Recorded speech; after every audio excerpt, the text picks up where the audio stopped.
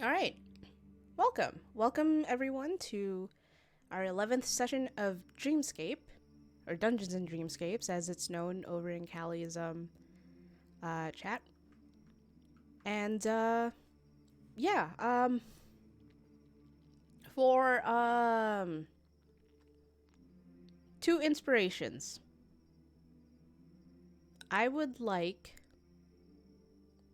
someone to tell me what is different since you Uh, last got here. I can do that.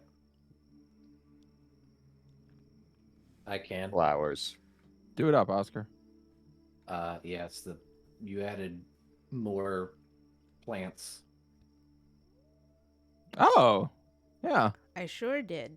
All right, go ahead and take your +2. Ooh. Shelby, you get a +1 as well. Boy, Since you you said it first. kill the nightmare, and suddenly the world starts growing again. That's nice. All right. So, last we left off, y'all dealt with Bayuna, the horned serpent, and the first void general that you encountered, the first nightmare, who revealed herself to be Shoxi, the poison fang. It was a tough and grueling battle, but in the end you managed to prevail. And amongst the ebony, dark, blackened scales of the horned serpent, you see emerge the iridescent scales similar to Ithric's, a snake clad in in iridescent scales, with what seems to be the night sky moving across the length of its body. Every once in a while, you'll see a shooting star streak across it, and towering before you is the form of the world snake, who has posed a question upon you all. Damn it. Who are you? To whom do I owe my gratitude? We're not the Dreamweavers, and I look at Oscar and wink. I was gonna give you permission to actually do it, but now I'm set. No, we are. It's us. We're the Dreamweavers. And at that, the snake lowers its head to um, train one eye at you, and upon like it was hard to really discern this during the heat of the battle, but this snake is huge. Like the eye um it is about as big as from top to bottom is about the height of Ithric. Wow. And it goes, truly, you are the Dreamweavers. Yeah. Sent here by the Oracle. Yeah. May I inquire as to your names, please? Uh, Oscar. Alexandra. Vermeer. Rocky. Oh, Liliana. And each time you all speak up, you see the vertical slit of the snake just move to whoever is speaking, and then it raises its head and looks over at the Nagamani.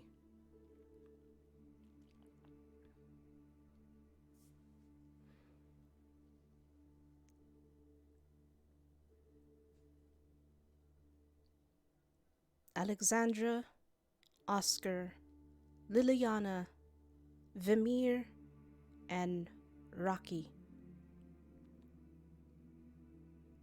Henceforth, you shall be known as the saviors of the Hanging City. We get some kind of identification No. because most people don't take our word for it. I'm just saying, nobody believes with the Dreamweavers. And it kind of turns its head to you. And you could swear, like, you could see the corner of its mouth like curve. Why not let your actions speak for themselves? And such an action, No one will believe it if they haven't seen it. well, it is one thing to claim to be a savior, it is another to do an act.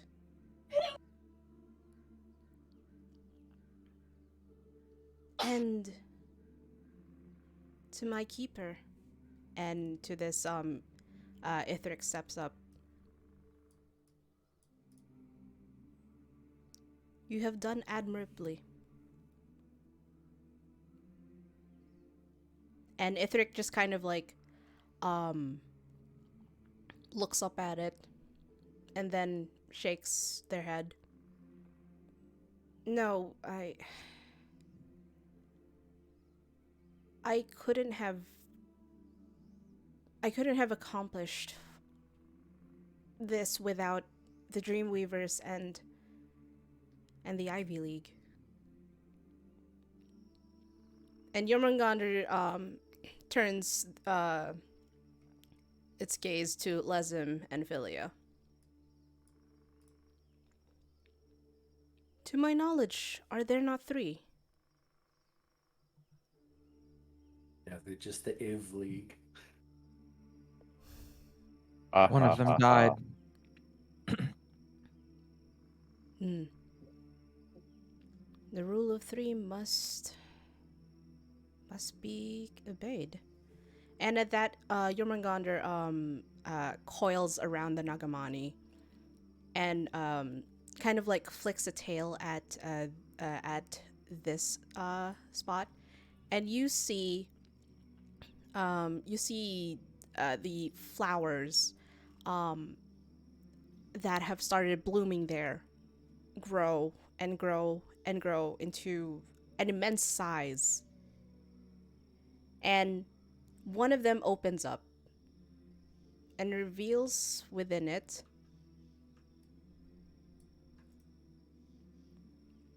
hold on. Come on, please.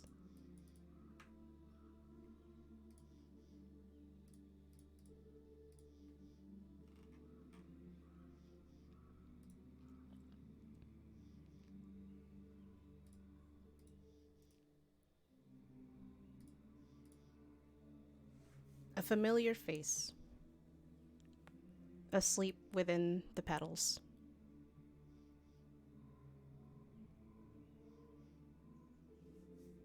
What a change in art style. I don't know what you're talking about. And you see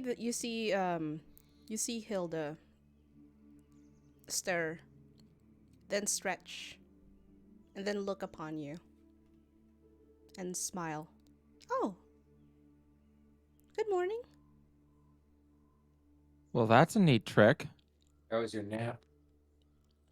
It was pleasant. I trust that everything is okay. Well, you're a lot less exploded than before, so I'd say yeah. And Jormungandr just kind of like slithers over like to the back. Still kind of like towering over the space. And goes, "Allow me to introduce to you the third member of the Ivy League. Hilda." And Hilda just kind of like waves over at Lesem and Philia and kind of flashes. Oh, Jesus Christ. Hall just raided me. Hold on. I am so sorry. Hi, Hall. Hi, Hall. Hi, Hall. Hello. Hello, everyone. Oh, Jesus Christ. Rod! Thank you for the follow! Hold on. Oh my god, I'm so sorry. Thank you. Let me give you Hi, a shout out. Hall. Hi, Hall. Hello. God. And the can I ask Rocky and just Rocky to where the fuck is Vimir? Okay, there we go. I'm right here. Can I ask Rocky to roll a perception check for me? Yes, you may. Thank you. That is a 27. Okay, so with a 27, you see both Lesem and Philia are wearing like very complicated expressions. Like one that bears some combination of disbelief, some hint of anger under there, and They brought back this one, but not the other one. and confusion. Can you bring back the other lady? Too far And gone. Jormungandr just kind of like shakes its head. It's all good, Hall. Thank you so much for the raid. I'll take care of your community here. And thank you so much for the follow, Rod. And Jormungandr just kind of like shakes its head and goes, "This is not an ability even I possess."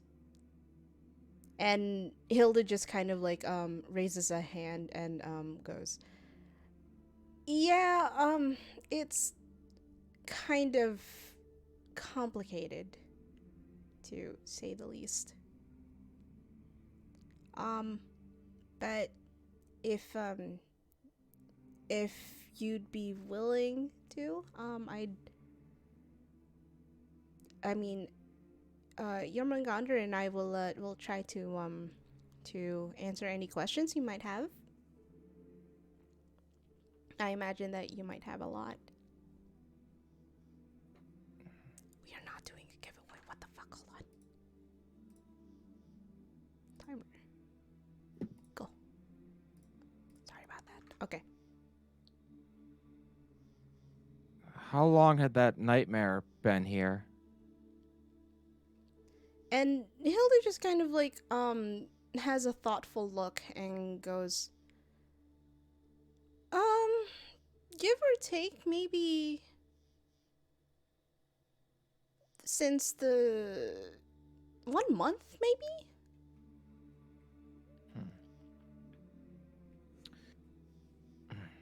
It didn't really become apparent until like maybe another couple weeks after that.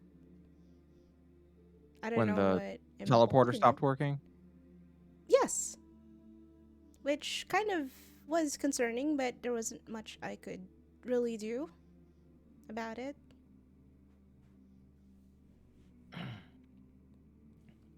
Are you? She looks at Jormungandr. Are you gonna be okay now? And it kind of like it nods its head and goes,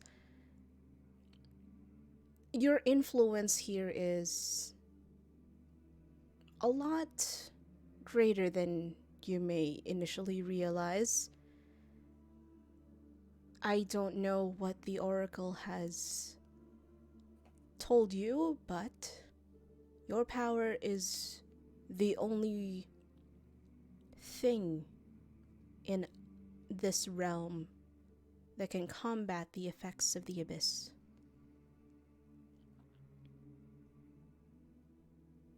So no pressure then. I mean, kind of figured.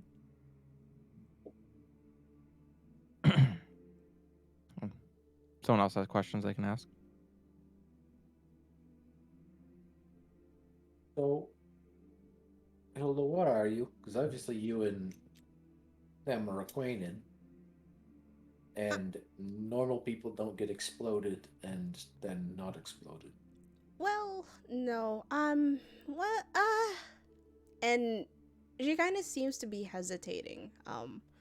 For this, and she goes, uh, for. Okay. The truth is, I'm. And she kind of, gestures to, uh, she kind of like spreads her arms. I'm I'm I'm Yggdrasil. Or well, the will of the world tree. Do you mean Higdrasil? And she kind of Oh. like makes a face at you.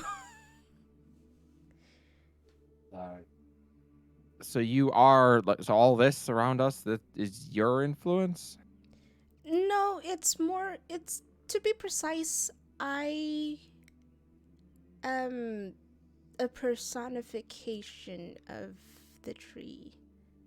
Cause, well, it's kind of hard to um keep a close eye on the smaller things. Like there are a lot of things that can be easily missed, and so um I guess at some point the tree decided, hey, I may need eyes on the ground, and here I am. or just eyes. And well, um it's I don't really know how to answer your question, because to be completely honest, I don't really know myself. um It's good enough. It gives us our answer anyway. Do you oh, know the next closest Well, shouldn't we just go realm? back? Shouldn't we go back to city, see if one of them's fading, just like this Oh, one? yeah, I guess that's a good idea. and at that, Jurmungandr stirs and motions to the blackened scale pile. I was gonna say maybe does he have the constellations on his body? You can just look, see if one's fading right now. No, the one that you see on his body is the one that's representing Apicus. Yeah. And um and you see the on top of the scale pile that you have is a gem, kind of like a similar about the size of someone's someone's hand. um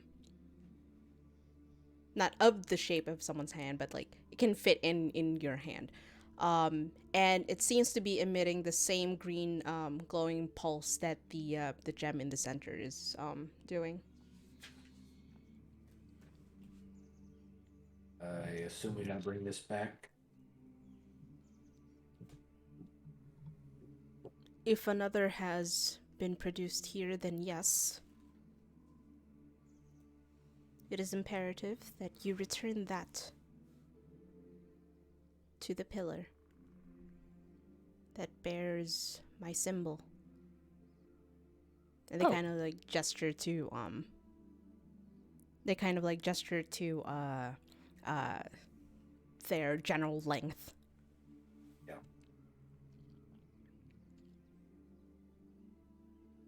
Well, I got none. I got nothing. So we'll take that back to Pervolo Keep then, I guess, and see where to go from there. Is it okay if we stay a night here and rest up? Of course. Unless you can just, warp us there or something. And Hilda just kind of like blinks at that, and she starts laughing. Well, isn't that kind of the point of you coming here? I Oh mean, yeah. I guess we can get out of the forest really fast. Yeah. And Jormungandr just kind of like blinks thoughtfully at that and goes, I should be able to redirect the portal I sure hope so. for your use. Excellent. Thank you. May I ask you to pass on a message to the Oracle? Oh, sure. What can we tell you? I would like to extend my gratitude for sending her warriors here.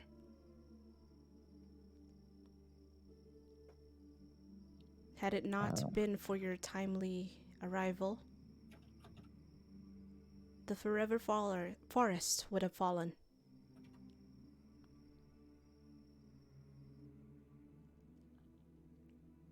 That is all. All right, And let's go on to the next one. Got it. And Lesem and Philia just kind of like still have their heads hung. And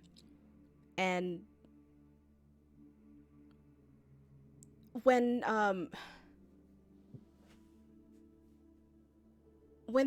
they move, it's very mechanical.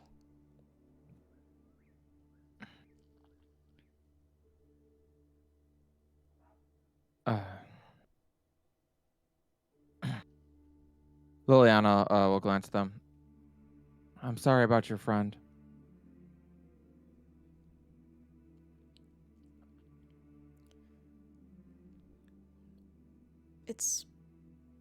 And Philia just kind of like speaks up because it seems that Lesem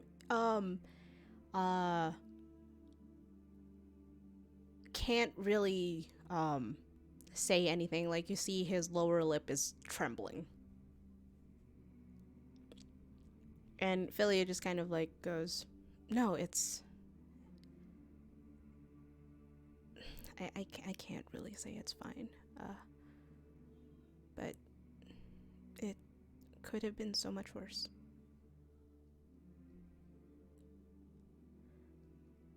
Yeah. Yeah, it could have. We'll help you and get accommodated. Make sure that the Hanging City knows the faces of its saviors. And on behalf of the city, I thank you, Dreamweavers, for your help. I lean over to Alexandra. So now that the city knows, how much do you think those autographs will sell for? Oh, that's a good point. That librarian might be able to quit if he wants to. True. Yes, if you would follow us back to just follow us. All right. Yes, ma'am. And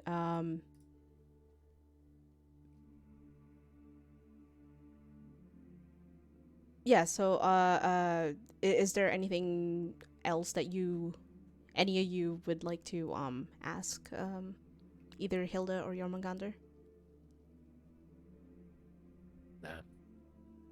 I'm gonna I'll just quickly, glance over at the scale pile, see if there's anything else interesting over there as I grab the gem. Is there any loot? Maybe just dropped to something or other. Maybe one size. Shit. Fuck. No, it just seems that the only thing that was noteworthy there was the gem. Although you see on some of the scales. Investigation? Hmm? Even with the 24 in investigation? Yep. Yeah. with the That 24 road's in so investigation good. though, you do see some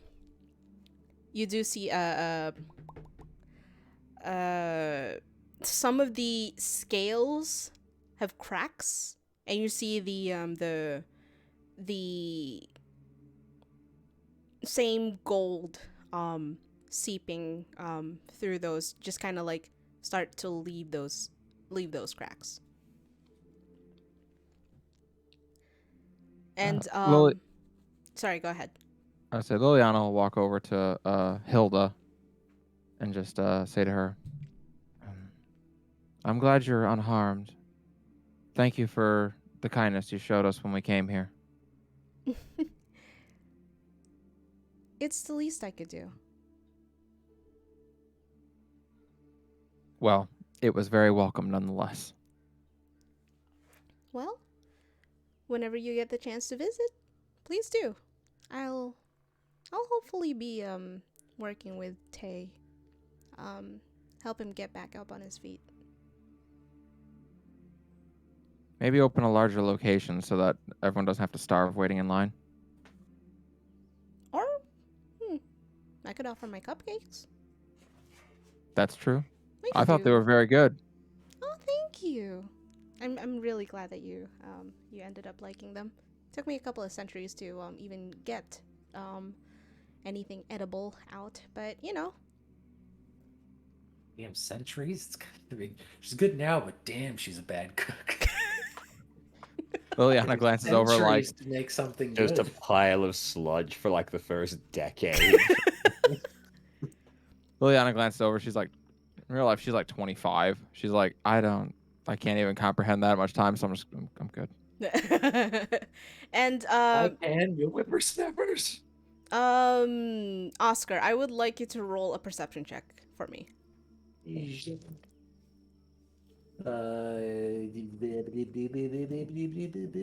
That's a 15. 15. Okay, so you notice Jormungandr looking at you, like staring at you intently. I'm gonna stare back, and I'm not gonna say anything. I'm just gonna look at him. You are the one called Oscar. Yeah. Step forward. Okay. I'm going to step forward. And it kind of like gestures with its tail to this spot. I have the sheet open. Was it right here? Ish. Oh, there. Okay. And Roll for initiative. He's gonna eat. I was just like, Yeah. all right, sick. Can't wait to be eaten whole. well, it does open its mouth. And you see within it you see like a couple of fangs from the top and the bottom. And for a moment you're thinking, "Oh god, it is going to eat me." And then you just feel like a gust of air as it Take breath. as it blows on you. And hold on, I'm hoping that this works. Come on. Alright.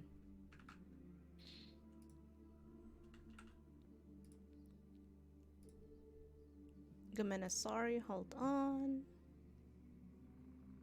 No. First with me or now you.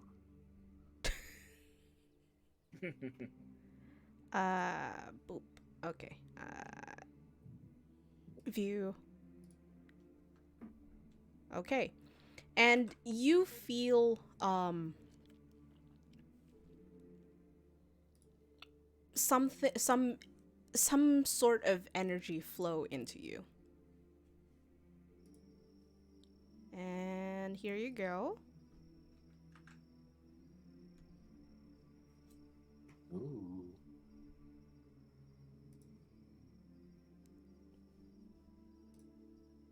hell is this? Uh,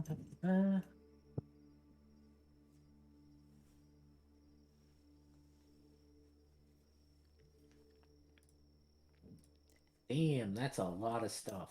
And Jormungandr withdraws and kind of like looms over you and goes, "Go with my blessing. May it serve you well in your journey."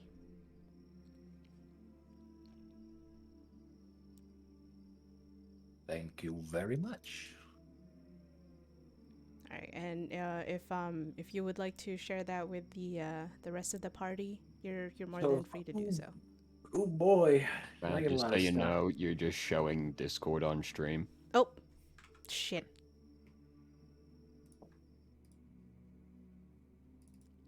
There we go. All right, My Oscar, help. we're all aflutter. So I'm going to need everyone's poison vials because now those are healing potions for me. You heal when you take poison damage. I have proficiency in stealth, and I can summon the Nagamani as a stand and heal people. Oh, Oh, that's neat. All right. Since I'm really tanky, I can heal someone a lot.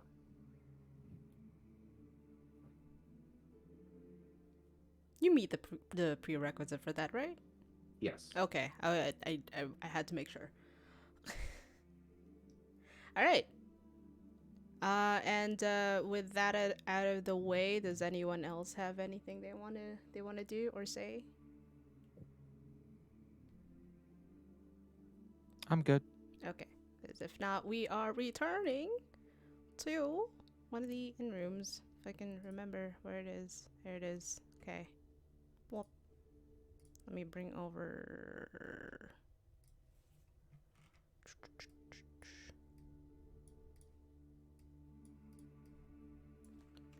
Bring these three over.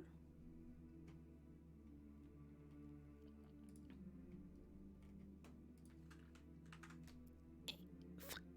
What have I done?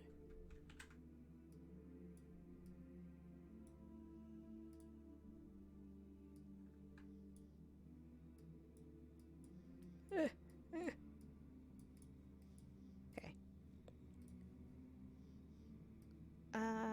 What? Stop that. Do I have anything over here? Please? There we go. Okay.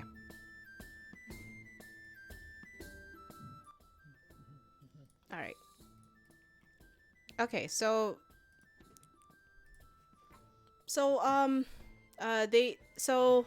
the Ivy League, now with Hilda in tow, take you back to one of the inns in the Bow District.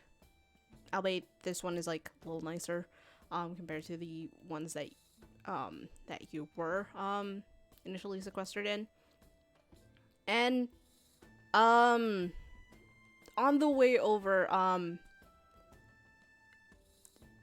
they're both kind of like withdrawn on themselves, with Ithric kind of between you and the Ivy League, and Hilda just kind of like bringing the rear. You see there seems to be like a lot more vegetation. There's still some that are growing. You see a lot more flowers. You see a lot more ivy creeping around the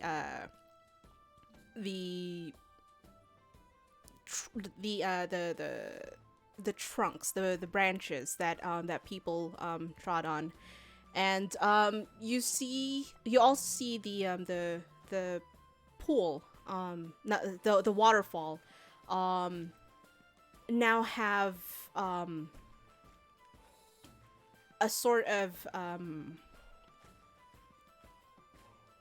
glittering to it. and you kind of like notice that the general vibe as you walk from the Crown District down to the Bow District seemed to be a little bit more that of relief. Like Roll for vibes. hmm? Roll for vibe check. Like you see there are some buildings that have seen some wreckage to it, probably because of the battle that was ensuing inside the tree. You see the aftermath of the explosion that happened not that long ago. And people seem to be more open to helping those who seem to be in need of help. Every once in a while, you have to stop because Lesem and Philia have to address the general populace and the guard, see how things are faring, and eventually, yes, you do make it to the to one of the inns, and thankfully you don't have to pay for this because it is on the Ivy League's tab. Well, that's good because my first night paying for this almost bankrupted me. Oh God. Jesus. Woof. And they all kind of like sit down at one of the larger tables, and seem to be waiting on all of you to sit with them.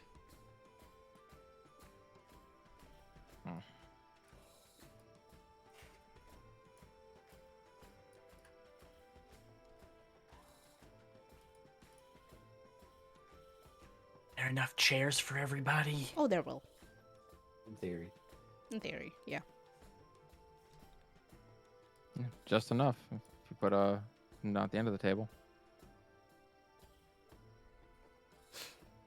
All right. We grab the waitress. Oh, can we get another table pushed over here up against the end here? A few extra chairs. No. And she kind of just like grimaces at you and goes, "Of course. We don't have a waitress. Isn't this our room? Of course." Yeah, there was some room service. Like they're bringing in food and stuff. Nice.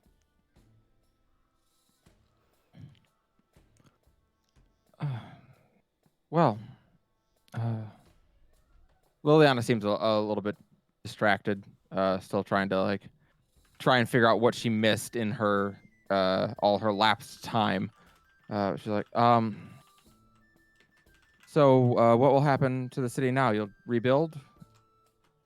As best as we can. People here seem like they can take it on the chin and keep going. And Hilda just kind of like smiles at that and goes, "That is the one thing that has not changed about this place." That's good.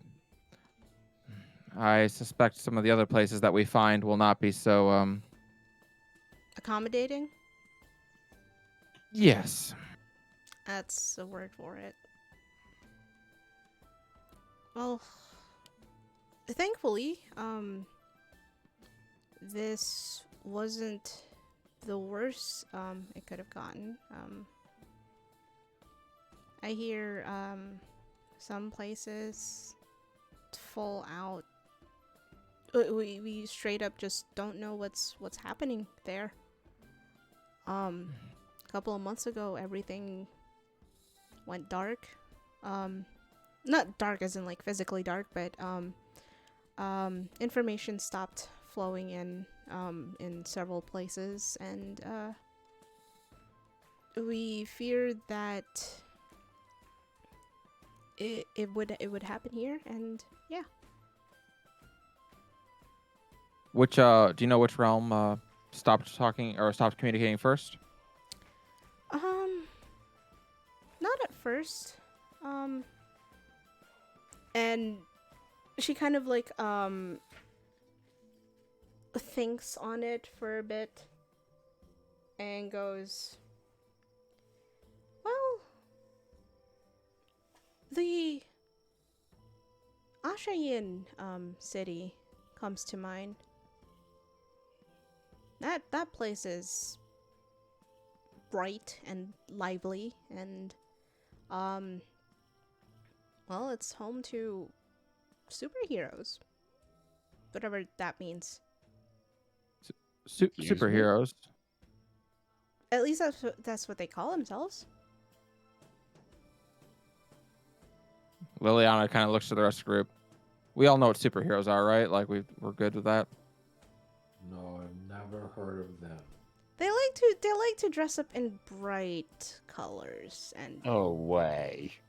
What? some of them even, and she kind of like looks from left to right and leans over. Some of them even like to wear their underwear outside. Oh my god. That's hot. Okay. Do they stop? They,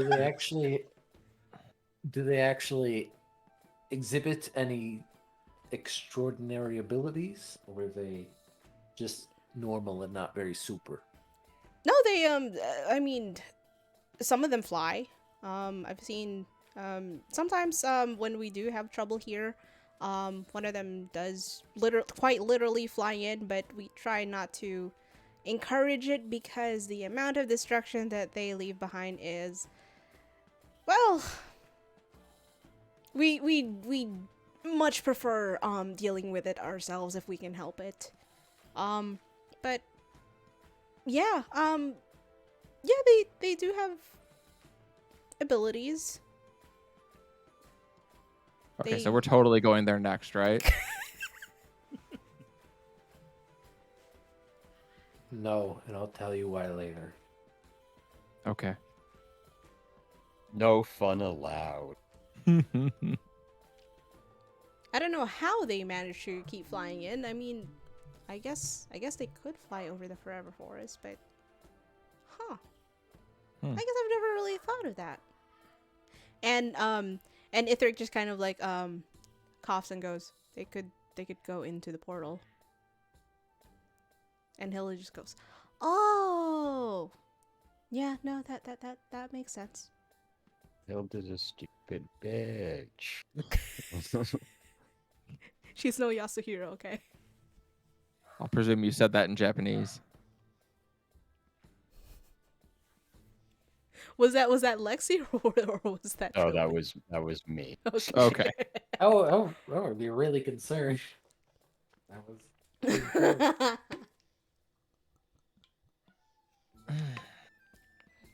But, yeah. I mean, if you are going to be heading, there,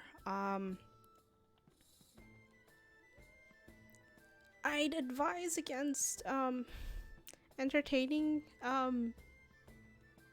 any of them. They can kind of get very, what's the word I'm looking for? Oh no. Awesome. Rowdy. Lesm, and at this point, Lesm speaks up. Fucking annoying. And So Hilda so- just goes, I wouldn't go that far. And Philly just goes, Hilda, the last time that an Ashian citizen superhero, and she does the air quotes thing. Oh Jesus Christ! I frostbite. She kind of like does the air quotes thing as she does this and goes, we had to spend 3 months defrosting the 1 block of the Roots district. Oh. Okay. And Hilda just goes, oh, I tried to forget that happened. Damn, should have told him to chill out. Lesm, and at that, Lesm just like turns a deadpan stare at you and goes, that's exactly what they said when it happened. All right, I take it back. I don't want to go there. Oscar, when you're right, you're right. Thank you. They didn't okay. even stay to help. Nope. Nope. All they did was fly in, quite literally freeze everything, say a couple of ice-related puns, and like a whirlwind, they just left. Well, that's just not cool. Oh. And Philia just Philia head desks at that. All right, so not to like draw it back to that utterly terrifying fight that we just had, but did anyone else lose a whole bunch of time in it? Was that just No, me? you got possessed. Oh. Zinneray paid a few visits. It wasn't subtle. When you mentioned the name Zinivray, you hear like scraping of wood. You see Lezim has stood up. Oh. What did you say? All about Oscar. What? Would you know or not? Shouldn't. Is she cutting in out for anyone else? I think so. Am I? Try saying it again. You know we're not meant to mention her name. Okay, there we go. Yeah, you were cutting in and out earlier. Listen, we're leaving anyway. Baby. Liliana shifts kind of uncomfortably. And Lezim just looks at you with an intense gaze. Also, out of character, but I feel like I may or may not have remembered it correctly. Didn't she say it during battle? I don't think so. Not in battle. Okay. I'm pretty sure we were just all like, oh. Yeah, it She's- wasn't you know. particularly subtle what was happening, but yeah, no, I don't think she said it. No one said it. No. Listen, we beat up a snake. I'm tired. It's That's fair. So you're not even denying it? Well, I mean, well, don't really. Oh boy. I don't know quite what happened in that fight. I'm sorry. I was standing there, and then we were fighting, and then I was attacking the snake, and then she was dead, and then it's kind of all over the place right now. But you don't deny that you have a connection to her. She kind of swallows. no. No. She is well, I serve her.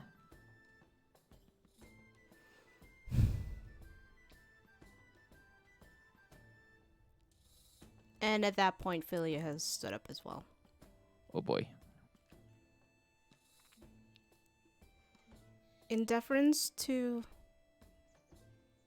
what you have done for our city, we shall overlook this revelation. Pretend that we didn't hear it.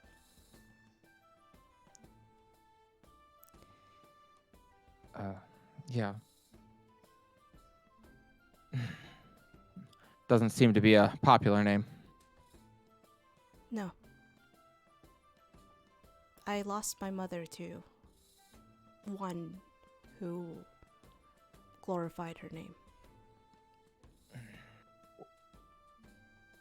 Oh.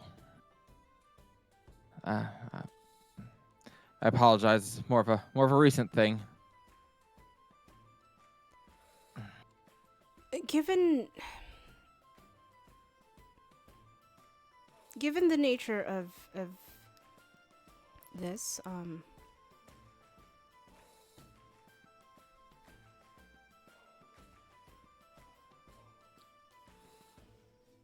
And she kind of like straightens up and looks at you.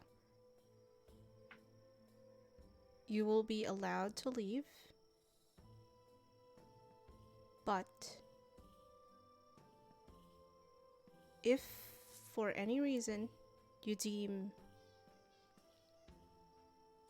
that your duties as a Dreamweaver bid you return to the Hanging City,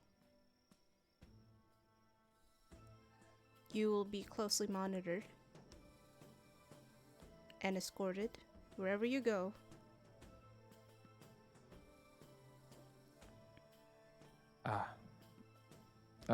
Okay. I understand. Normally, anyone who claims any connection to her is banished from this city, but it is a complicated situation with you, being a Dreamweaver who has proven that you are more than capable of feats that are beyond us.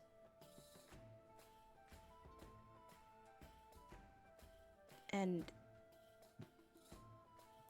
personally, I would like to give you the benefit of the doubt.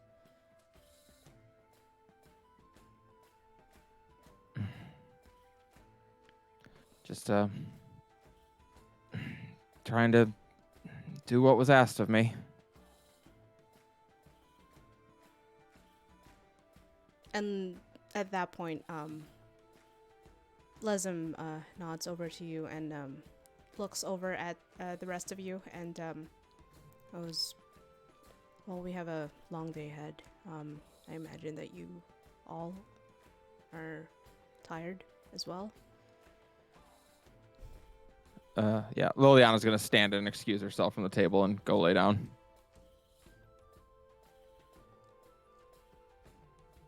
All right, and what are the rest of y'all doing?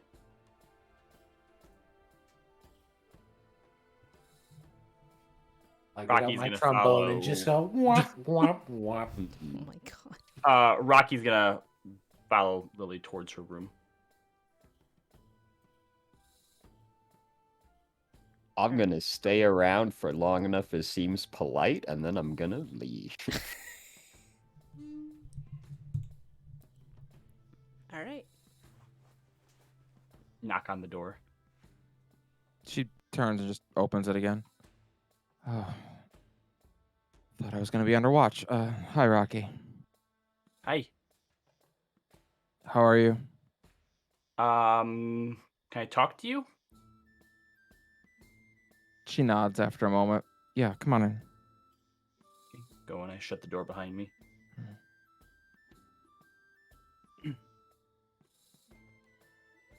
Well, that was So- terrifying.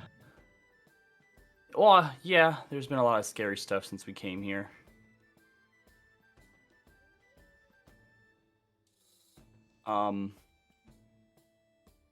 We know you're not a bad person, Lily. But what your powers do to people and things, and whoever this Zenevray person is, she sure seems like one. Liliana kind of has a desperate look on her face. I decided I wasn't going to use it. I wasn't going to do my curse on this person. And then I blinked and I already had.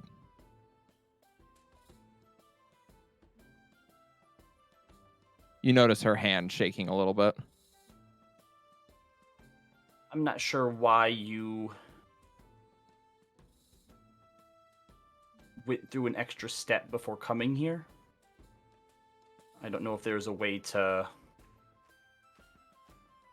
not have her influence you or do whatever she does, but if there's a way, I'm sure we can find it, that the others could help you find it. And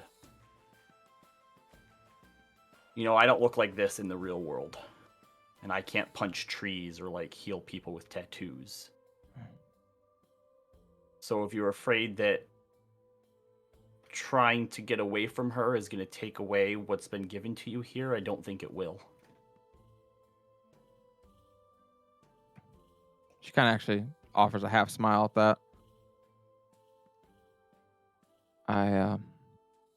Yeah, I,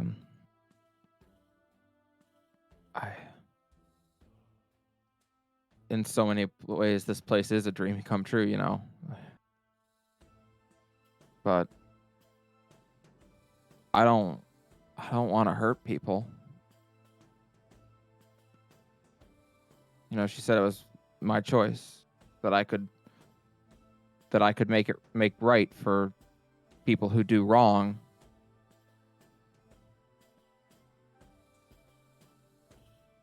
Sometimes adults say things that aren't true because they want you to believe certain things. Yeah. Can I tell you something? Okay? She terrifies me. Yeah, she seems pretty scary. Yeah. But I mean, we have a pretty scary person too. Vermeer. No, what? No, he's dumb. Oscar. Oh, yeah. He's super grumpy. Are you kidding? He probably scares everybody. Maybe he'll scare Zenobray for me. Yeah, just send him in there. Yeah, maybe. I don't quite know how to get in there. I usually just blink and I'm there, but Open up your eyeballs. They're a window to the soul. I'll get in there. yeah. Oh, you'll figure it out. Yeah. If maybe next time we have to fight, I'll just sit it out until I can get No. this under control. They're gonna need you. I know. If I fall unconscious, that curse ends. I have to be awake for it. I Should think let you know what Lexi know that. I feel like she can do what needs to be done. I will. Yeah. I guess I'd rather get punched in the face than sentence someone to that who doesn't deserve it.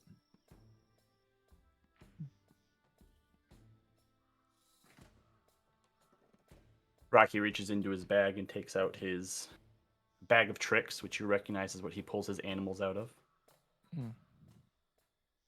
And hands it to you. She'll reach in. Well, I mean, yeah, that's fine too. Go ahead. Pull something out. Roll a d4. D4. 4. It's a bomb.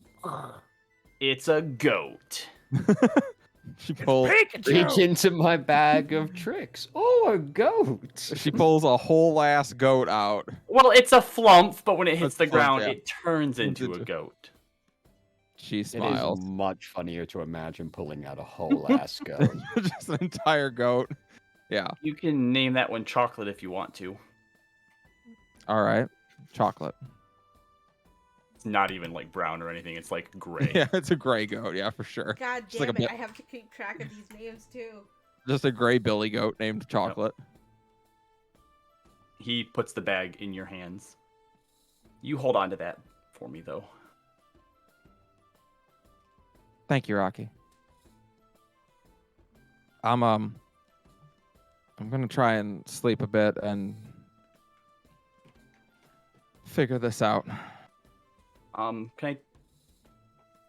I have one more thing to tell you because I'm not really sure how to tell everybody else, and I feel like Oscar would probably just yell at me anyway. Sure, of course. I'm gonna try to go home tonight.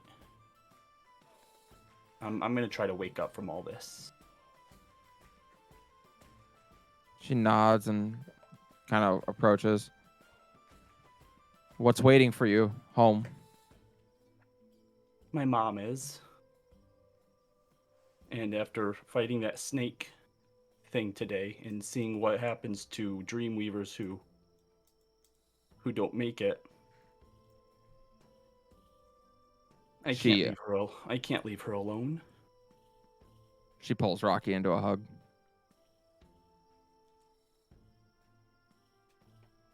You know, I came here, I think, because I wanted to protect people, yeah. but I need to make sure that she's going to be okay too. Liliana nods and hugs Rocky very tightly. There's someone waiting for me in my world too that is going to need my protection. And I think the reason I'm so happy to be here is because the person I was before isn't able to protect them. But I'm hopeful that the person I become here will be able to. If you are ready, then, well, look up the name Lucas if you're ever in Chicago, Rocky. I'd like to meet you. Lily, I have another confession to make. Yeah? I'm not a businessman from Wall Street. Yeah. What? No. I'm only 9. Liliana nods and, you are, without a doubt, the bravest 9-year-old I've ever known. Thanks. Yeah. You can take the bed in here tonight, and I guess hopefully the next time I see you will be in, I don't know, maybe 10 years in the future in the real world. We only have one bed. I figured we each had our own rooms. Yeah, you all have. Oh, we your do own each have our own rooms. Okay. Oh, okay. Sorry, I was just going off the map that I saw. Sorry.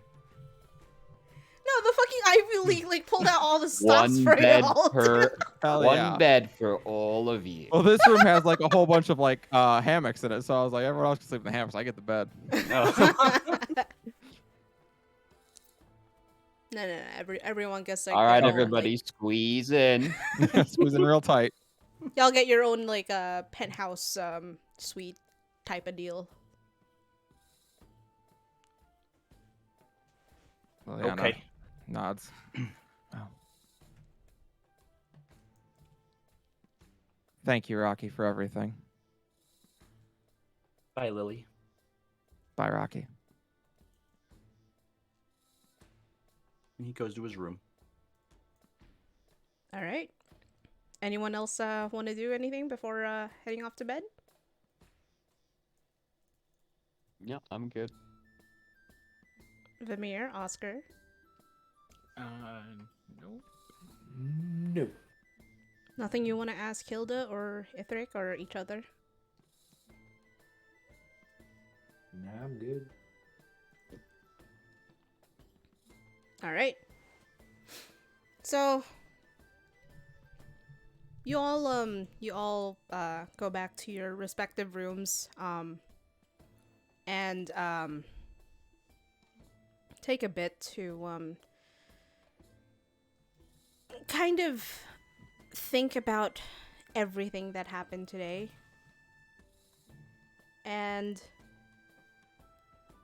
it's only little later that you managed to drift off into a rest some sort of sleep.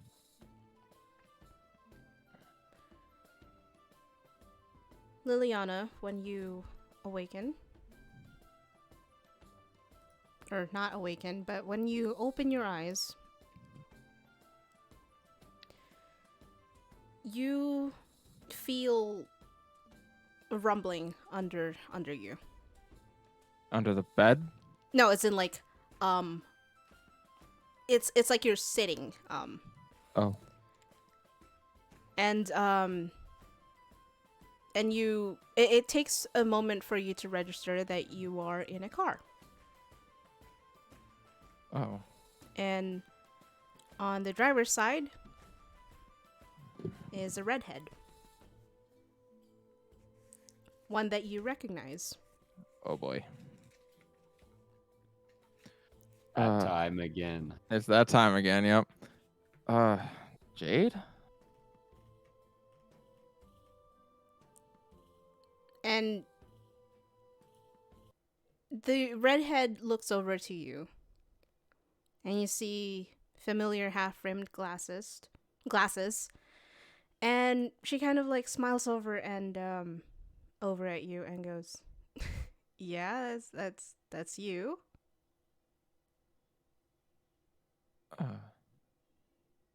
That's me? Yeah. You're my boy. girlfriend, aren't you? Oh no. She's gonna pull down the visor and flip it up to look in the mirror. Yep, and you see staring back at you is the face of confused Jade. Oh no. Is that Samantha next to me then? Yup. Oh god. And she kind of you notice your left hand is you can't like really move your left hand because looking down you see that Samantha's right hand is on top of it, clasping it. Oh. I'm sorry. I must have dozed off. Where are we going? Home, silly. We just got groceries. Oh, right. Of course. Groceries. Sorry. Are you okay? Yeah, of course. I just I must have fallen asleep. Well, Uh, that place has been working you really hard. Oh, yeah. We're just trying to get the project finished up though, and hopefully we'll be done for much longer. Oh, that's good because I would like to go on a trip with you. Uh oh, go on trip where? Hawaii. I know that you've been wanting to go there for a while. Yeah. Oh my gosh, yes, that'd be wonderful. Awesome. Even as inside she's like bleh. and and she kind of like her thumb starts kind of like caressing your hand, and she goes, "Yeah, I honestly can't wait for this project to be done." Yeah, you and me both. Hopefully Lucas will be able to crank through the last of his section, then we'll be pretty much done. And when you mention Lucas, she slams on the brakes. Oh, kind of like jerks against the seatbelt. And the hand that was over on your hand is back on the both hands are on the steering wheel. Ugh. She's looking right ahead. She kind of like glances over. He is my coworker. He does work You on this know project. I don't like it when you mention him, right? Yeah, I'm sorry. I know.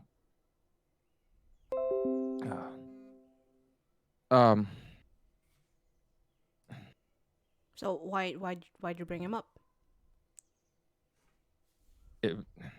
It's we're talking about getting through this project, and that's what we're waiting on.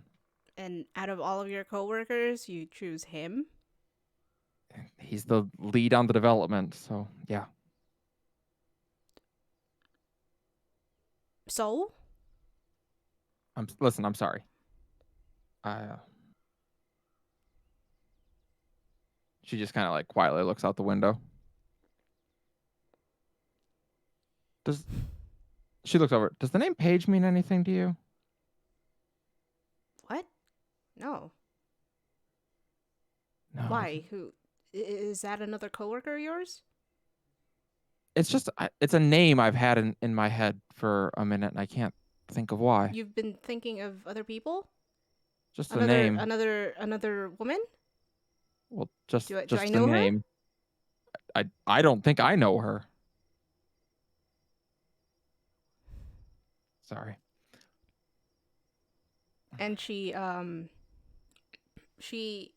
the rest of the ride home is uncomfortable.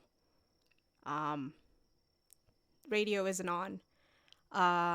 Relatively silent as far as the and uncomfortable as far as that goes. And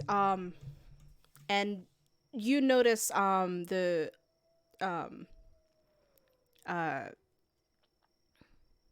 you notice the knuckles on the steering wheel are steadily growing wider. And when you pull up to the driveway that you have never seen before, you presume this to be their shared house. Yeah. And she takes out the keys and just stays there. I'll start bringing the groceries in. Am I not good enough for you? What?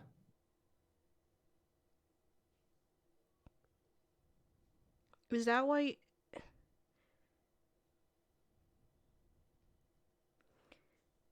Were you just using me? Using you? You got what you wanted from me, and now. Wait, what do you think that I wanted from you? And she kind of looks over at you. And you see furious eyes glaring back at you. And she goes, "The money. Were you just using me so you could you could fund your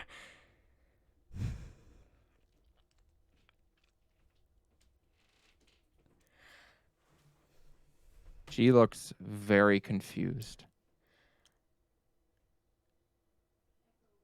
Were you just using me so you could finish your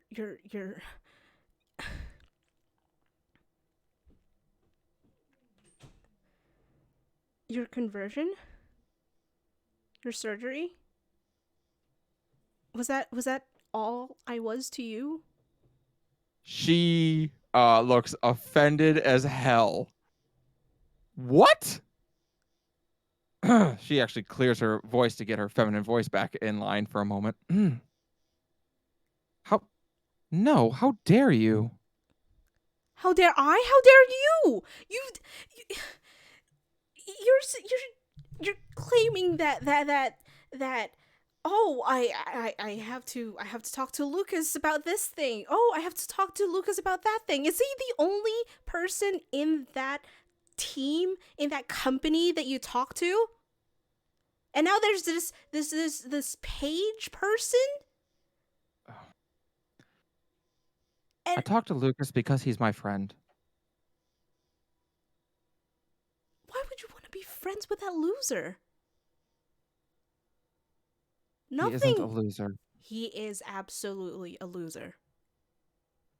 I've seen the way that he conducts himself. I've seen how he acts around you. It's like he's never spoken to a woman his entire life. It's not like that. So what, you pity him? Of course not. What if he asks you to, "Oh, I'm so sad. Come spread your legs so I can be comforted," or something? Would you do that? Open this door right now. No.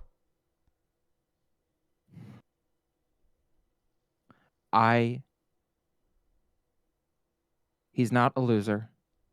He has some stuff going on, and I understand it. And she kind of like shakes her head at that and goes,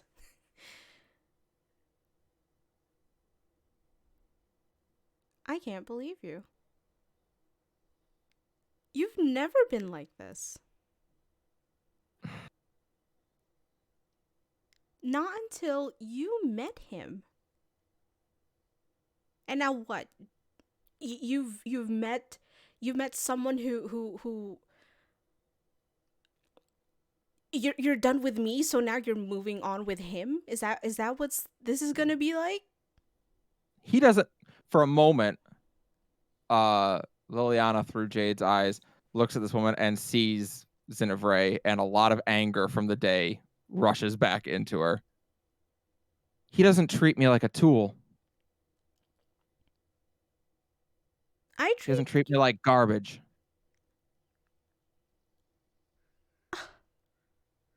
You think I treat you like garbage?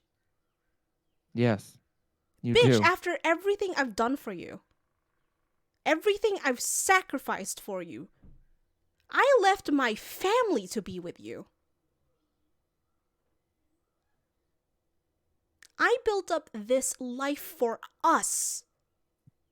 And now you go around behind my back doing God knows what to who knows who. This, and she gestures to like the house, the car, the what you presume to be the groceries in the back. I've been doing this for you. For us. All I want is for you to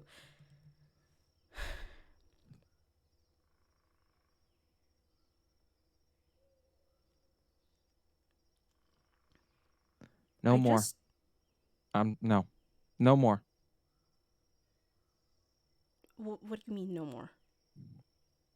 I deserve better than this.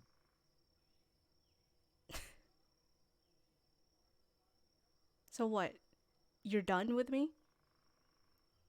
Yes. You're gonna run off to who? Lucas? Paige? No. No. It's none of your concern anymore what I do next. Damn straight it is.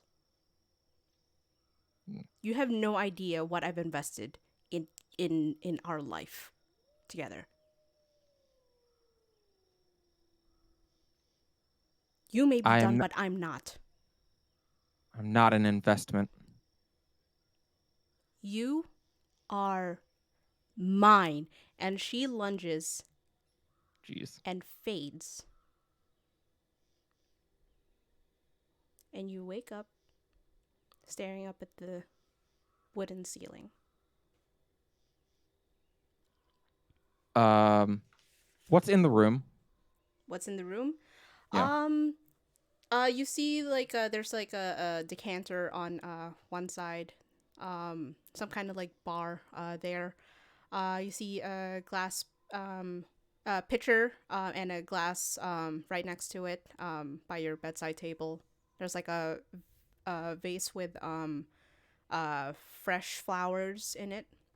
Mm-hmm. Liliana like sits up in a start and like breathing heavily and looking around and trying to get her bearings for a moment, and just with the emotion still rather raw, she just grabs the vase and screams as she throws it across the room. And you expected to hear a crash as it collides, but no, you see for a moment when you did you close your eyes when you did this? Well, she like Okay. she grabbed it and like closed her eyes. She threw it. Yeah. Okay, so when you closed your eyes, you feel a breeze. And when you open them,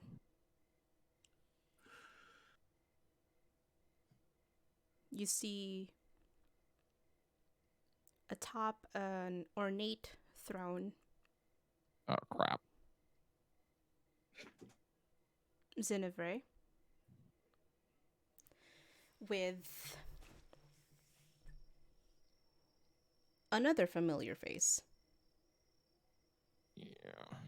You see Lucas, who now seems to be acting as Zinevre's footrest, and the soul that you just that you that you've seen in your fight, your previous fight. Shoxy. Mm-hmm. I'd She like you to still is roll a perception check for me. perception. We'll spend an inspo for it. Yeah, Lord knows I got plenty. Perception is 17. So 17. Okay, so with a 17, um, you see the expression on Zinevre, for a moment is one that is of concern. But you see it's not directed at you, it's directed at the soul that is now before her, Shoxy.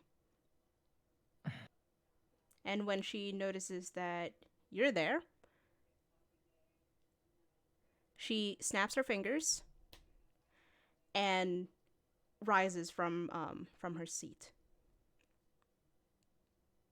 Liliana's still kind of like catching her breath from the nightmare and then from hurling the vase.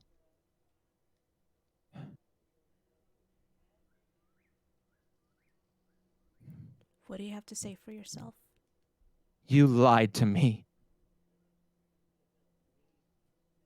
And she raises a brow with that. You said it was my choice who I use it on, who I send down here.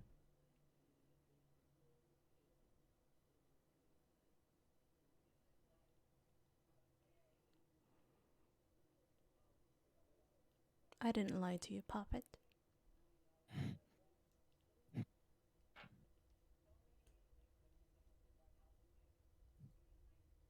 Then what?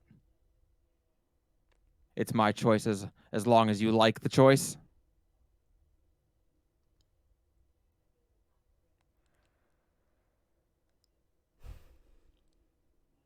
I was thrown, and then the next thing I knew, the Shoxy, she was on fire. And everyone was looking at me like I was a monster.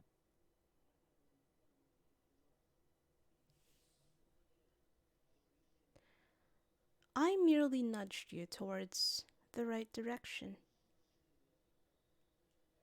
How is this the right direction? You got her down here, didn't you? I had decided not to send her down here. I pitied her. I understood what she went through, what she felt. My world can be terrible. And it can do terrible things to decent people. She doesn't deserve to be here.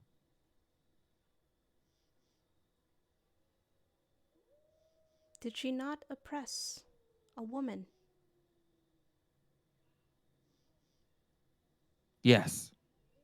Yes, she did. Did she not cause damage to countless others that you may or may not be aware of? Yes, she did. In fact, you know what? And she snaps her fingers again, and you see Shoxy before you again. She has chains around her hands and her legs. And noticeably, she doesn't have any of the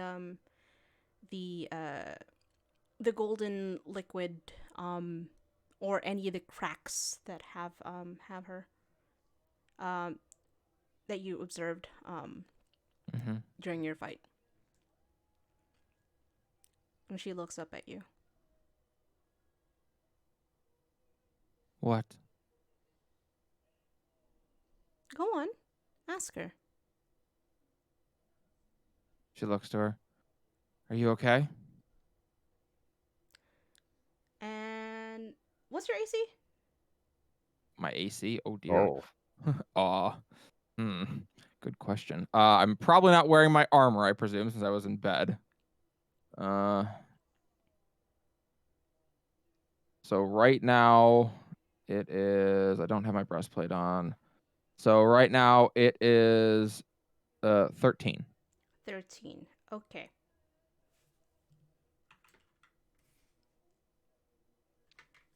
You know what? Hold on. Let's break out which dice. There we go.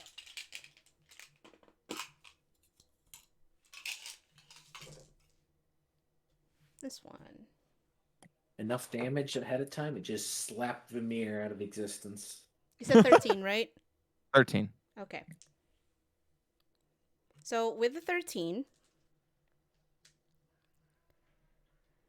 it takes you a moment to kind of like register what happened before you realize that you are lying on the ground sideways, and Zinevre is standing before you with a hand outstretched. What? What happened? And you feel a sting on your left cheek. I'll reach up and touch my left cheek. And you see Zinevre, who you normally see with this cool composure that she tries to show, briefly fall, and you see anger, an intense glare that seems that just like seems to be boring into you. She starts to like shrink under it for a moment, and then you see her kind of think, "Okay, Paige, if Rocky, a 9-year-old, can stand up to a nightmare, you can do this." And she returns the gaze. Feeling defiant, are we? You lied to me. You took control of my body. Yes. I did no such thing. You made me hurt people. You did that on your own. She shakes her head. Then tell me, my champion, how have I lied to you? When I was here, you told me. And her voice kind of drifts off as she just thinks about the dream that she just had and how Samantha would force Jade to try to talk it out logically and try and beat her with logic. Doesn't matter what I say. You're convinced that I belong to you.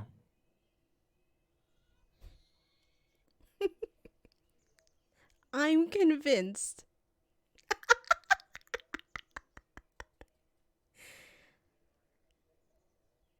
My darling, darling champion. How misguided you are. You entered this pact of your own accord. Yes.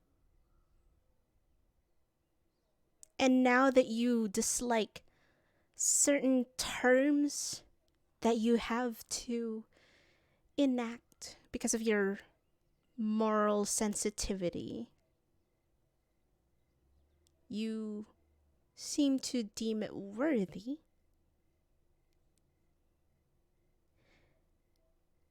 to break such pacts. Is that right? You don't feel right enacting my will, do you? No.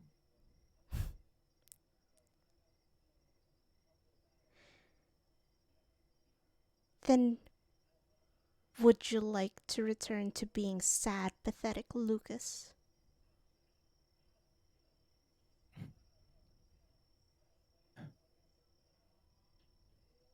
She looks down at her feet. And you hear a snap above you. And from the tips of your toes, you start seeing your skin not peel off, but like shed. And you see underneath the angry red skin the familiar feet that you're so accustomed to seeing as Lucas.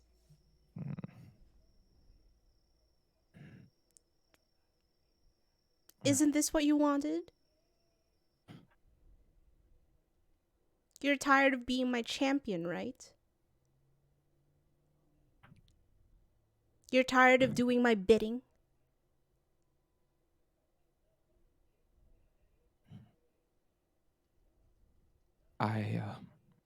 Speak up. She glances up. You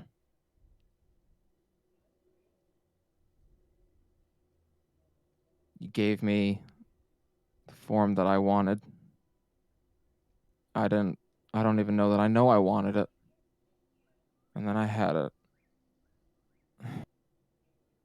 But my happiness isn't worth hurting other people.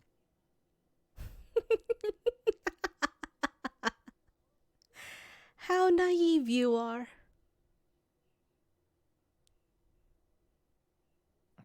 You cannot go through life without hurting a few people.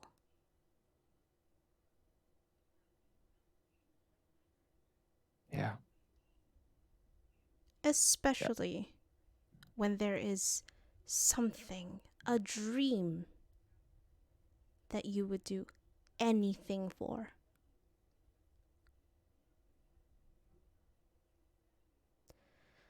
I thought we were kindred spirits. It's a shame. Well, I'm sorry to disappoint you.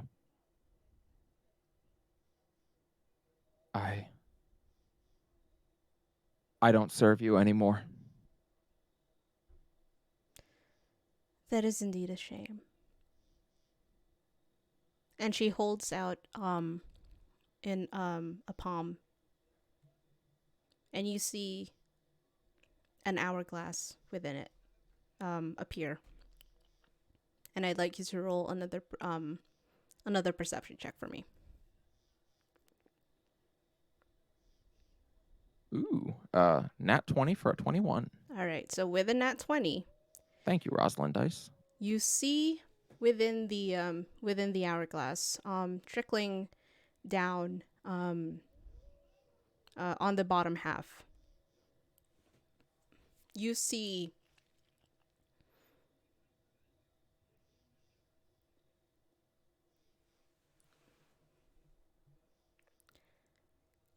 a female figure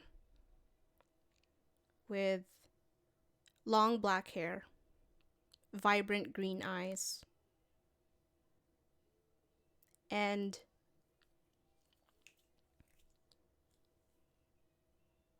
like pink, like a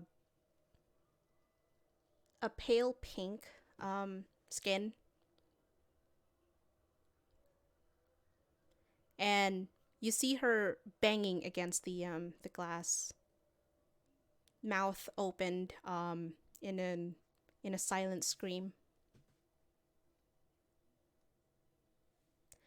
And you see Zinevre extend it to you. They reach up to take it. No, she doesn't Oh. no. Just to have you look closer. They lean in. Who is that? Don't you recognize her? Paige. My Lucas, you are smart.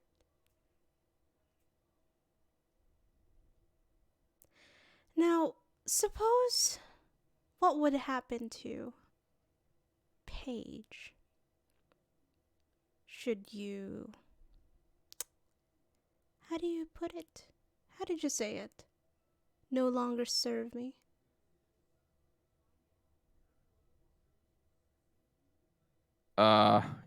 Lucas looks very nervous. Suppose what would happen if you were to sever your ties with me? Does I wonder. out of curiosity, I know I'm back in Lucas's body. Do I have No, the whip still? you're like in a transition. Like Okay. it is spreading like from your toes and presumably spreading upwards. Is my whip still on my hip? No. Damn it. You do not have your armaments. Mm.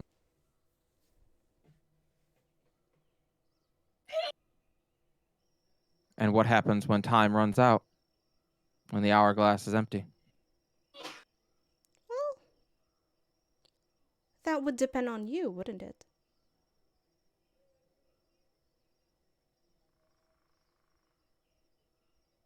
Can You. I try to do something immensely stupid?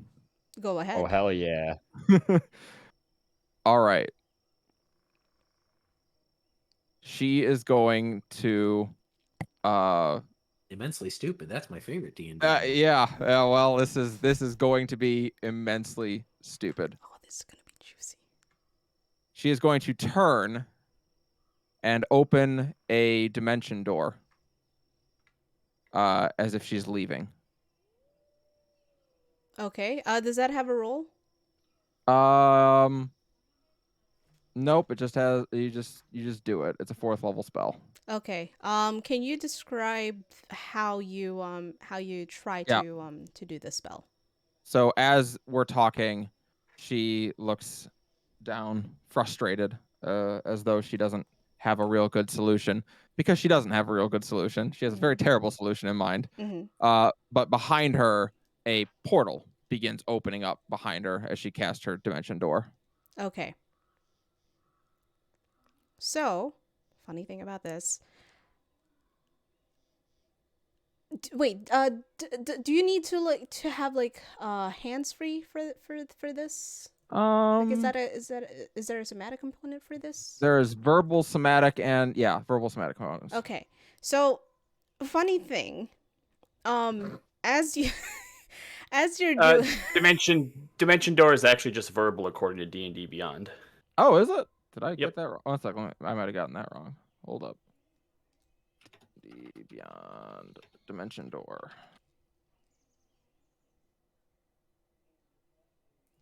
You are correct. It is just verbal components. Okay. Help your verbal component with "fuck you." So, a funny thing about this, as you are concentrating on this spell, I'm so sorry. You're fine. No. I'm so sorry for what is about to happen. No, I get it. Trust me when I tell you what I had in mind was dumber than what's about to happen. I'd like you to take 20 psychic damage. Ow.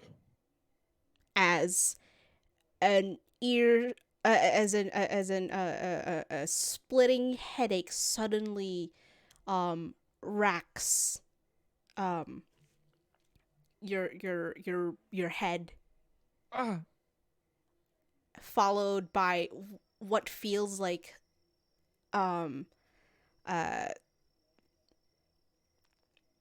don't see it, but you can feel the sensation of what seems to be like a number of needles just suddenly dig into every inch of your skin. Ow. She kind of like lets out a yelp. There's no, like, you don't see any physical injuries or anything like that, Right. but like But it hurts. you feel it, yeah. Yeah. And she lifts a finger up.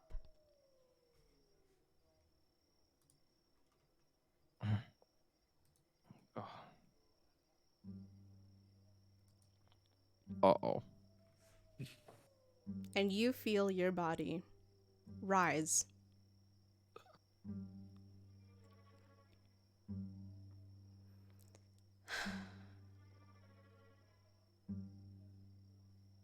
Do you not know where you are? The dreamscape. No, no, darling. My poor deluded champion. This is my realm.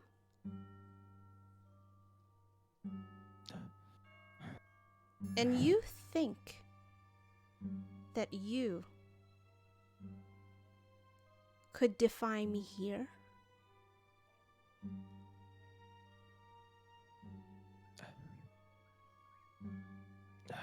She kind of grits her teeth, but can't seem to move.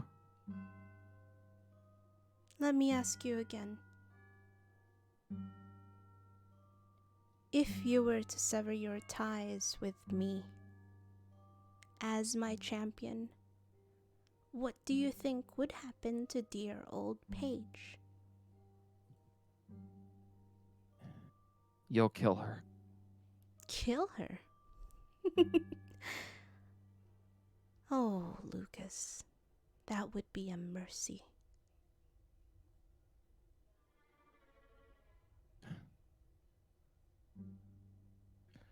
I presume she can't move or much anything. No. You feel as if like there's like a that something seems to be like holding you in place. Yeah.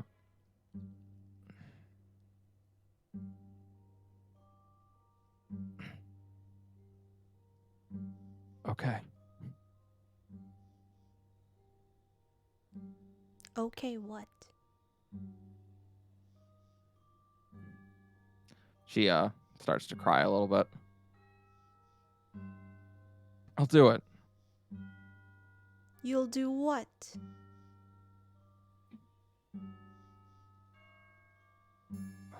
Come I'll now. be your You're a big I'll- girl. I'll be your champion. And what would that constitute?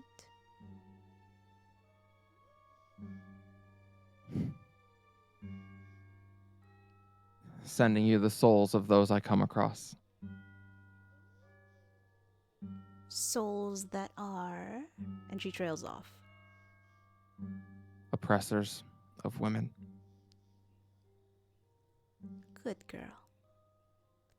And she waves her hand and you drop to the ground.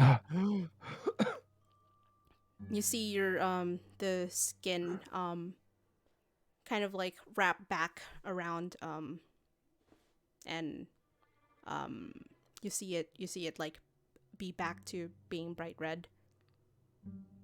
And she's still holding the hourglass as she moves to sit back on the throne. That said, I'm not satisfied with this soul that you sent to me.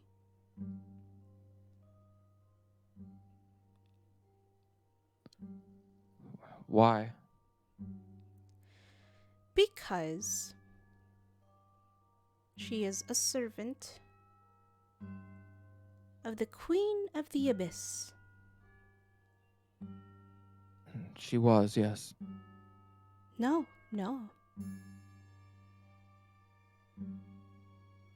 Well, maybe.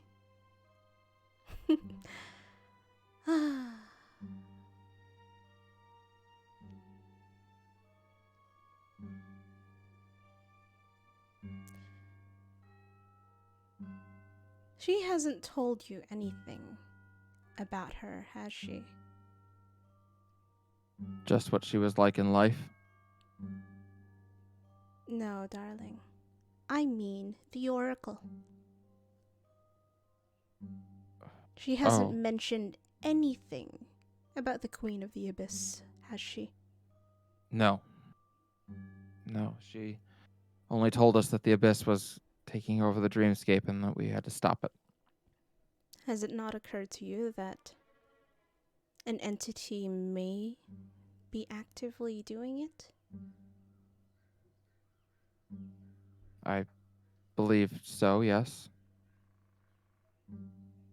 How do you suppose Dreamweavers like yourself turn into nightmares?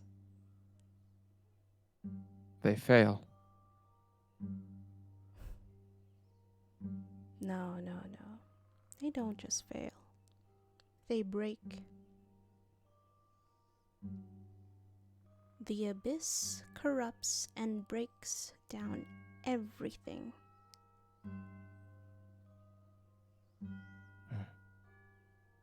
I know the feeling.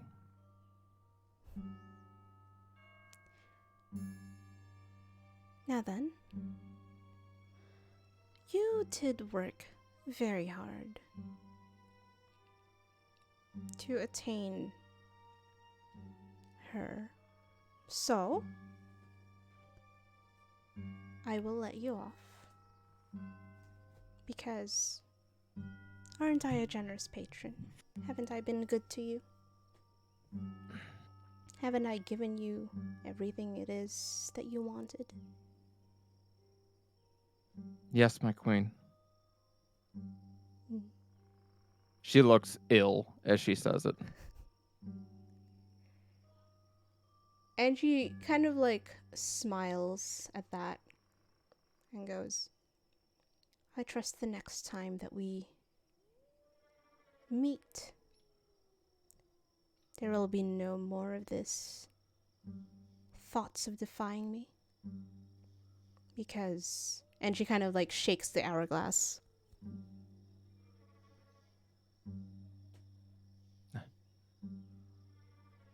I My quite queen. literally hold the life of Paige in my hands.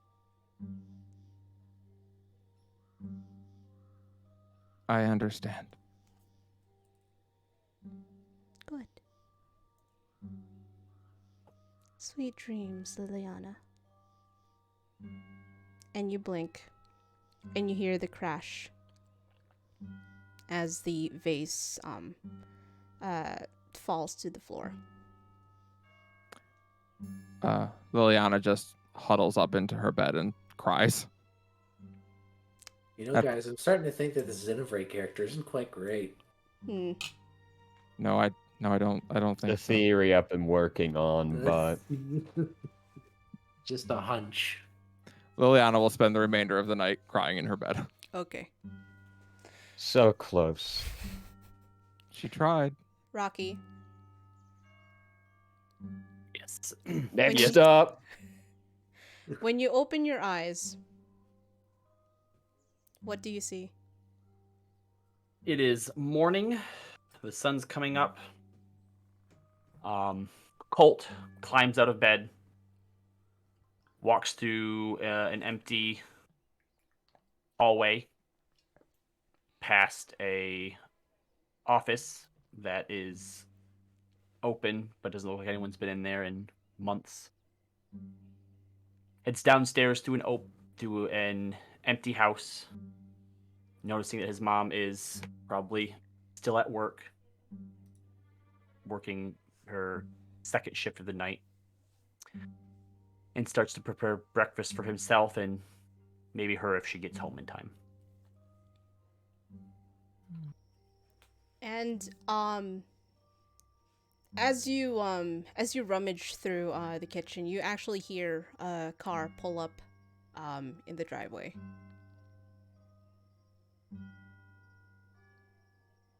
He starts taking some eggs out and preparing to cook. And you hear the front door open And as the car as the and you hear footfalls, and you see in the hallway leading to the kitchen a woman. Would you care to describe your mother for us?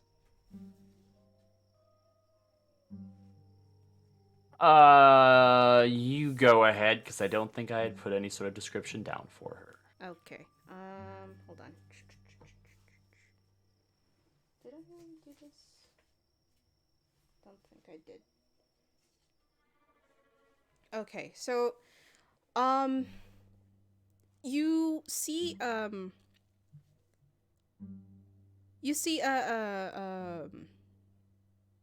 woman in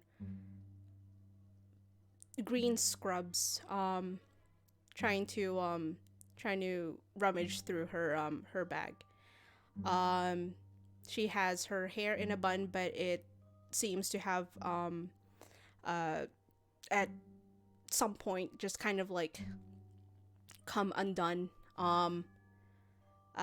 You see her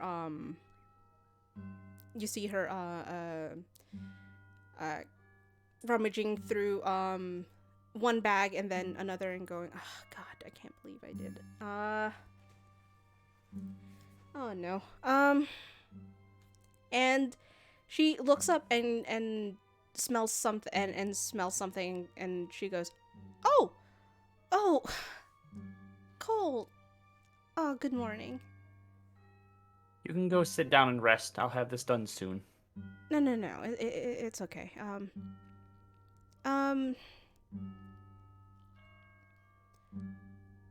What are you doing up so early? It's a Saturday. Looking for you so that you don't have to. Oh, sweetie. It's okay. You know what? You want to cook together? Sure. Okay. All right, you take care of the eggs, and is there anything else you want to eat? You want bacon? You want pancakes? Whatever you want. I'm feeling some nuggets. You want nuggets? Sure. It's weird for breakfast, though. And she goes through the freezer and takes out the a bag of frozen nuggets, tosses them in the like there's like an air fryer, and just lets that go. Sarah, Rocky's mom lets him have chicken nuggets for breakfast. She's giving me a not happy look right now. Well, you are an adult. You can have for breakfast whatever you want. You're an adult. You can have your own chicken nuggets for breakfast. She actually said the same thing. And she kind of like she props her legs up and starts massaging them. Ugh. All right.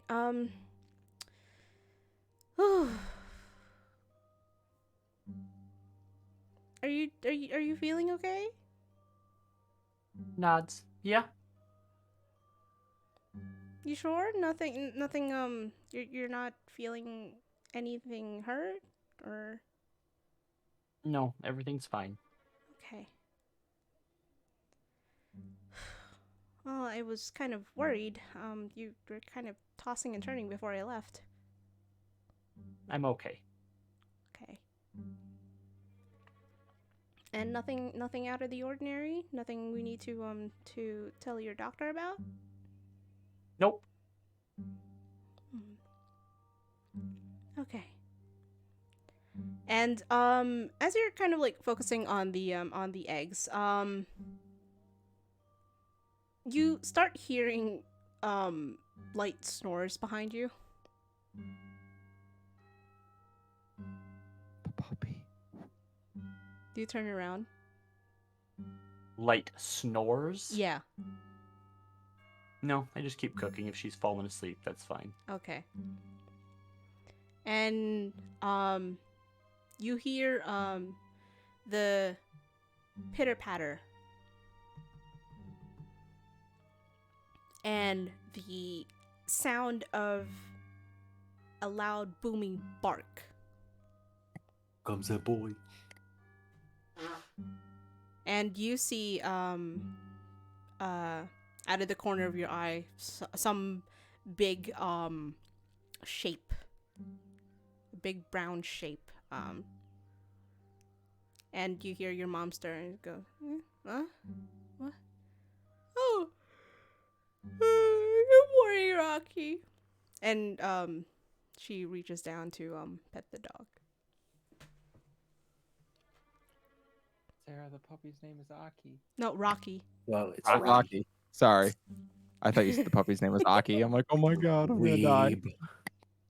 No, Sarah's dog is named Aki, that's why. Oh. That would have been creepy if Right? Like, I was like, holy crap.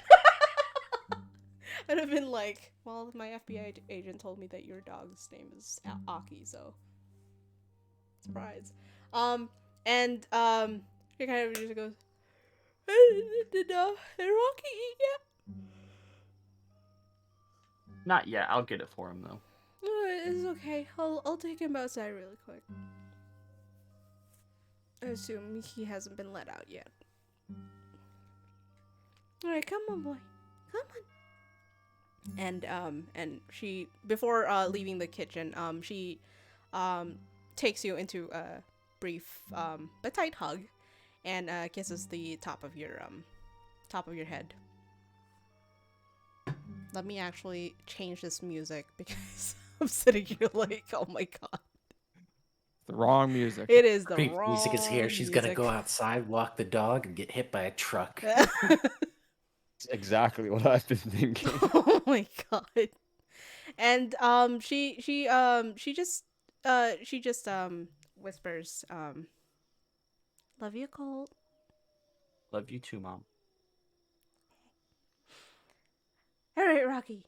You want to go you want to go outside? He's a good boy. And she leaves through the Bark. kitchen door. Bork, bork. All right, and yeah, for you, Rocky, or Colt, rather, the events of the past 10 sessions seems like a dream. So you remember a name and a place. It is very odd. Lucas. And Chicago for some reason. Now it's time to play D&D in real life, but with no abilities or magic or weapons. You remember... We're about to roleplay a Disney movie where a kid has to cross the country all by himself. Let's go. Rocky's just like, where's Chicago? Fuck yeah. You remember waking, not waking, you remember opening your eyes and seeing two red-skinned, like really angry red-skinned women. You remember a big, grumpy, Thing. thing. And you remember a very... I don't remember Vamir. No, He's no, that you much- do. He's You that do much of a because ninja. you do because you remember just kind of thinking to yourself, when I grow up, I'm not gonna be like that. Nope. Nope. And you also remember a goat. You remember two mastiffs. You remember hold on, shit. Yeah, where are my notes? An owl, An owl, yeah. and a rat. Pretty Oh simple. shit, a rat. Oh shit, it's a rat. Owl, goat, rat, 2 mastiffs. Yep. And you remember signing a name, a piece of parchment, and bringing them out one by one to just dip their paws or claws in an inkwell, and just kind of like putting that around their names. And you're still not sure if that was just a dream or not. Who knows? Whatever it was, what stuck to you was the name and the place. Do you hope to come back? Maybe someday. Who knows? The adventures of Rocky the Dreamweaver, Rocky of the Stone Fist, it's not And over. Bullwinkle.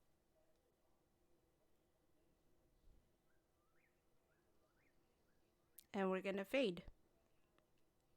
And is Vimir still here? No. Nope. No. No. Okay. Lexi. You drift off into sleep. And when you open your eyes, you find yourself in a familiar but unfamiliar couch.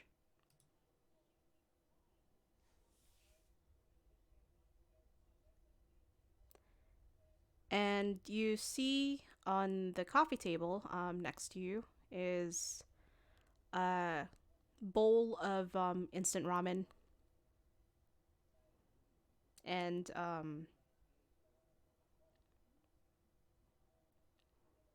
a girl who's sitting on the other side of the couch eating her own bowl of instant noodles. Do I recognize this woman? You do. You know her as a childhood friend that you haven't seen in some odd years. Um, you know her to be one of the most goody two shoes type of people. Hmm. And scouring your brain, you remember her name is Miracle. And she looks over at you and points her chopsticks at the bowl in front of you. Oh, thanks, I guess. Eat up before it gets cold. I will not.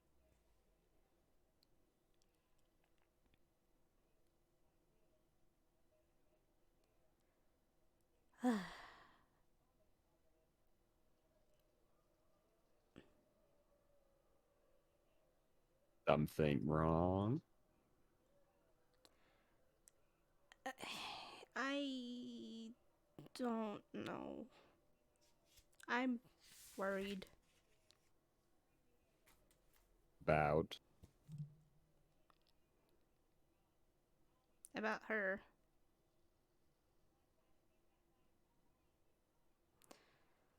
I have you heard from her? Do I know who she's talking about? No, evidently not. Who? I'm right back. Mika.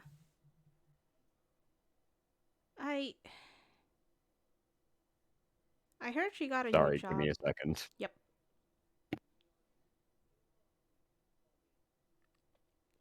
So let me take this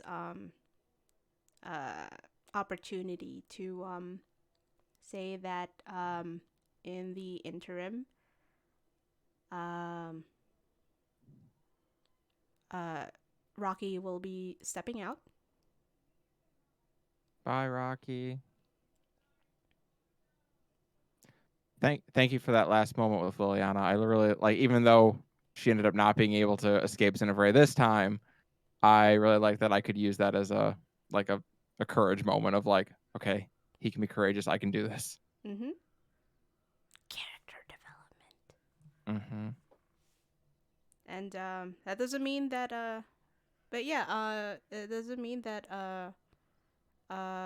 Rocky will be leaving, as in like permanently leaving. No,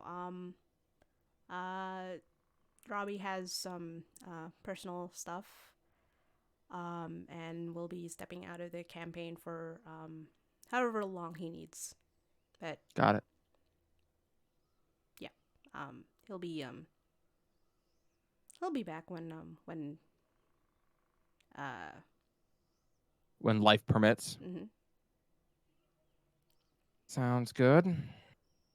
Or if not, that's okay. Life happens. We will figure it out. We will continue to save the Dreamscape anyway. Mm-hmm. I don't know if Robbie's still here or not. I don't actually know either. I can't. Oh, look. actually, he said he said he has to go. So Okay. he has stepped away as well. So until people come back, Mal, what the fuck? What do you Holy mean? shit! What do Oh you my mean? god! I think I aged 5 years. What do you mean? What the fuck? Oh my god! I don't know what you're talking about. Yeah. Like what the fuck with what? With Yes. Yeah. Sarah literally had to like walk over and hug me when I was in the sequence with Jade and Samantha. I'm like, oh, this is too much like my real abuser. Oh god. Ooh, I didn't know Oh that. I'm no. so sorry. No, it was fine. Like it was very healthy to get to role play it out because if I had the courage to talk to her like fucking Jade talked to Samantha, I wouldn't have been in that relationship as long as I was. Ooh, I am so sorry. No, What it's happened while I fine. was gone? All right. What happened while I was gone? Trilby also had to step away for a moment, so we're just talking like WCF. Oh, don't worry. Oscar will also have his moment. I Oh mean, I yeah. know, but I just didn't know if I missed anything with Trilby's thing. No, Lexi woke up, found herself in a friend's couch. Yeah, I eating the ramen. I was Yep. there. They were talking about worried about her, Mhm. and that's when I stepped away. Yeah, Trilby stepped away like right after, so. Okay. Oh, I'm so sorry, Callie. No, I'm telling you, it's fine. I very much enjoy. I sent Autumn a message like, well, that aged me like 5 years, but it was great. I was literally pulling that out of my ass. I'm like, oh god. I only had like a prompt for that, and just like, all right. Out. Yeah, no, it's woof. Oh, I'm sorry. No, it's fine. It was really good. I didn't want to traumatize anyone. I don't know that that's true. I don't know. I just acted the role. It was good. Oh my I very God. much enjoyed myself. That said, Oscar, I'm gonna need you to kill a bitch. I got someone that needs killing. Don't worry, I'm an investigator, and I'm gonna be starting to look into someone called Zinabray a bit more. Well, I will say, if your character was a police officer for a while, detective. Yes. Right? And Well, then a private eye. I am willing to bet you are about to recognize a domestic abuse victim when you see Liliana in the morning, because she is not going to be doing good in the morning.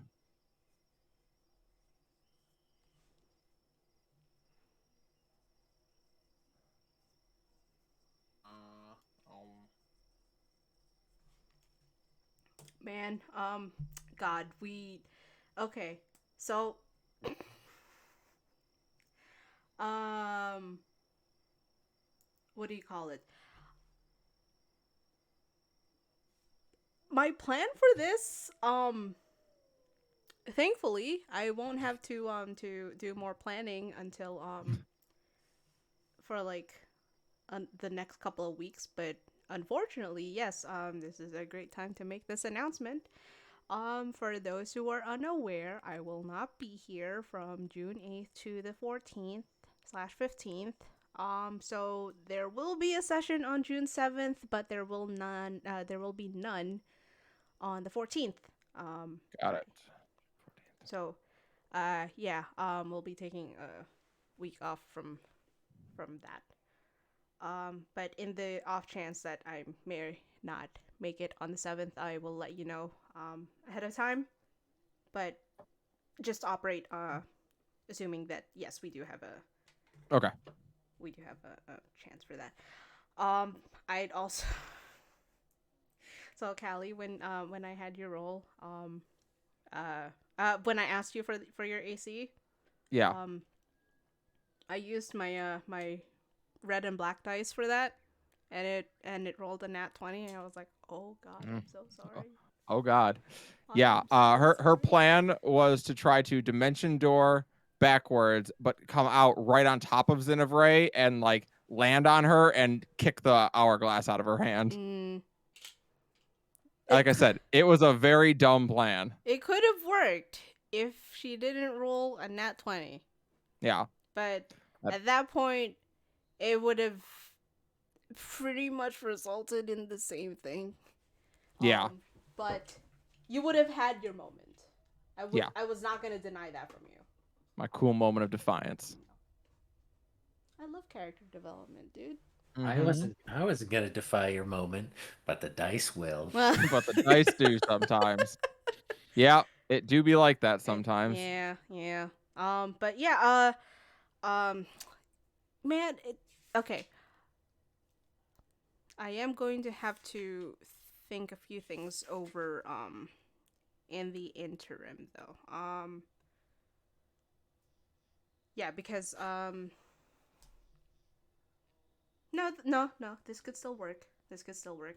I would like, at some point, for Oscar and or Lexi and or Vimir, to kind of just, shoot me a message with, what they, just tell me more about their character, so I could, work, a few more, things for On these being dreams. terrible to us in dreams. Yes, exactly. So Zinevray can learn how to torture all of you. Good It doesn't have to be Zinevray. No, it doesn't. Well, what kind of stuff do you want? Like,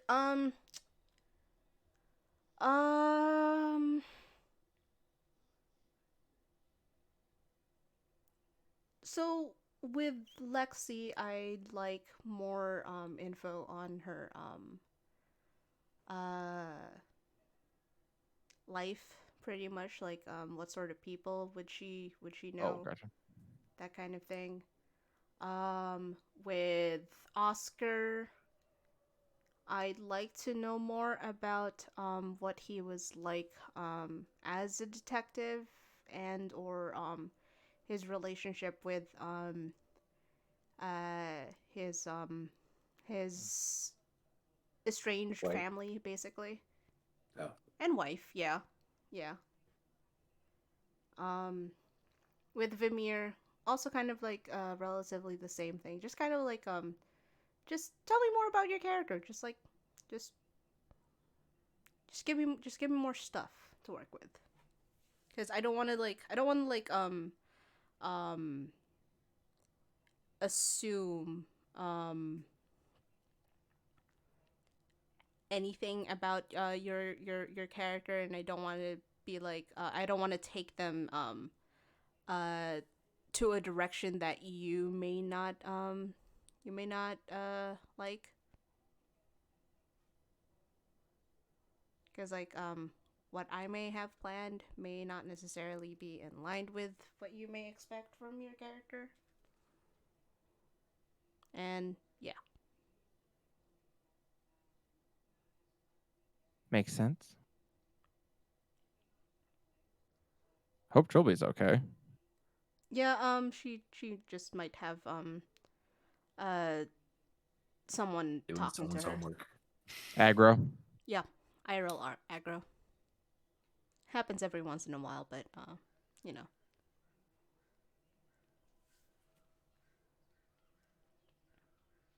So I have officially come down off my Adderall high. oh no. How's it feel? I noticed the difference for sure. Mm. It's good though. Like when I took it, like even just like as I took one when I was at CVS before I went home, and like I waited a couple minutes after I took it, and then just even the drive home, like I was so much more attentive when I was driving. I felt safer driving. I'm like, oh, this is Oh, way better. that's good. Mm-hmm. I had to do a bunch of driving today, and it was not fun because I had to get up early, so I was very tired on the road. That's the worst. Being tired on the road is terrifying. Mm-hmm. It's fine. After all my driving across the country and loop back and forth trips, I've become a pro at driving with my eyes half open. Oh.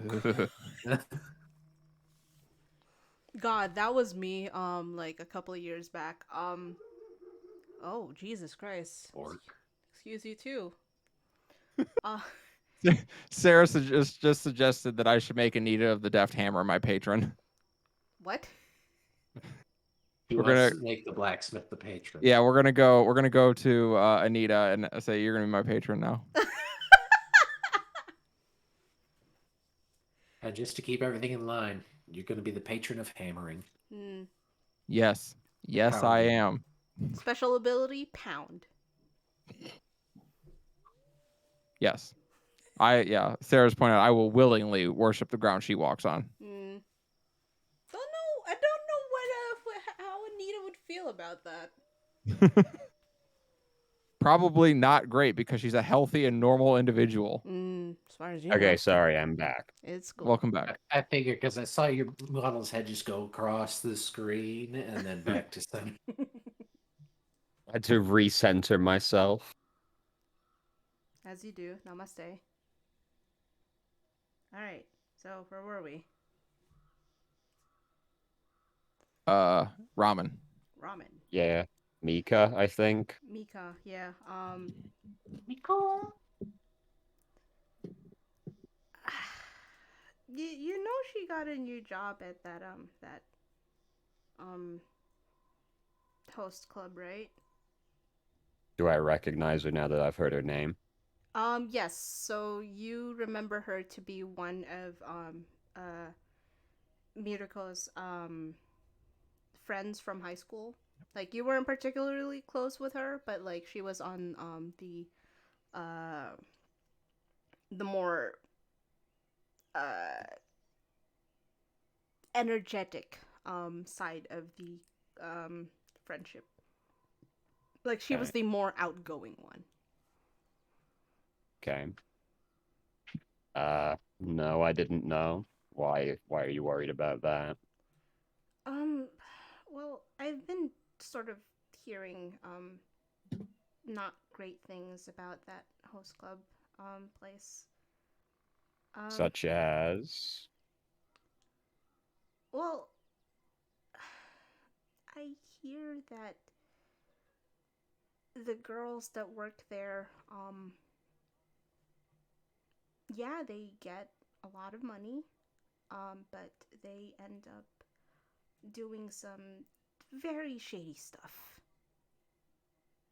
And I'm just worried that maybe Mika maybe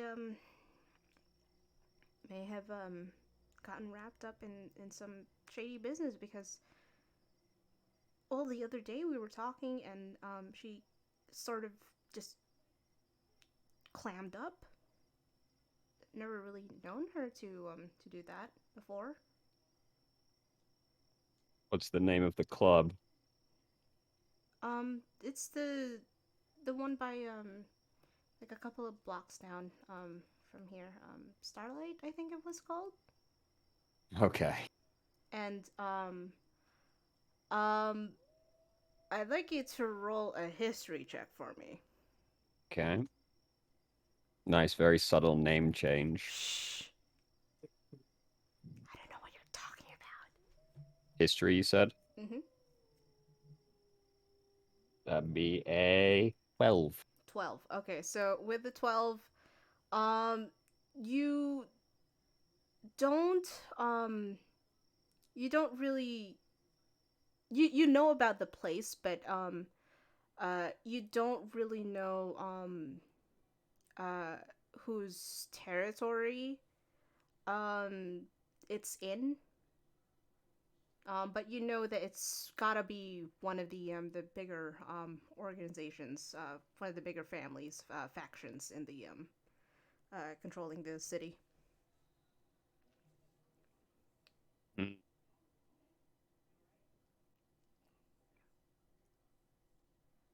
I would you be able to check on that? I mean, Yeah, I'll look into it. I I, I don't want to impose or anything. No, it's fine. I Or was going to before you asked. oh, okay. Um,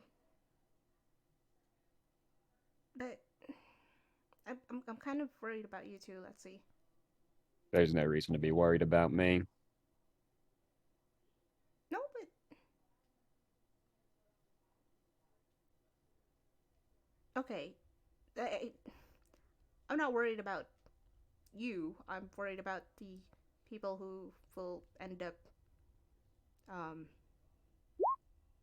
being on the other side of your fist. Or head. Okay, maybe I am kind of a little worried about you, but that's because I don't want you coming back here with more bruises and cuts and God knows what. If it happens, it happens. What can you do? Lexi, I'm I'm worried not going about there you. looking to fight anybody, but if it happens, it happens. You say that, but the last time you did, you ended up coming back with a black eye. And then you Well, they said shouldn't be so punchable, and then it wouldn't happen. and then you said you should have seen the other guy. And I did. You beat him up to a pulp. Yeah, he shouldn't have been so punchable. That's very unladylike. Yeah, I'm just the picture of ladylike. Uh, okay. I'm not gonna deny that it wasn't cool that you did that, and when we were in high school, you were kind of the reason that the boys weren't all too creepy with us. But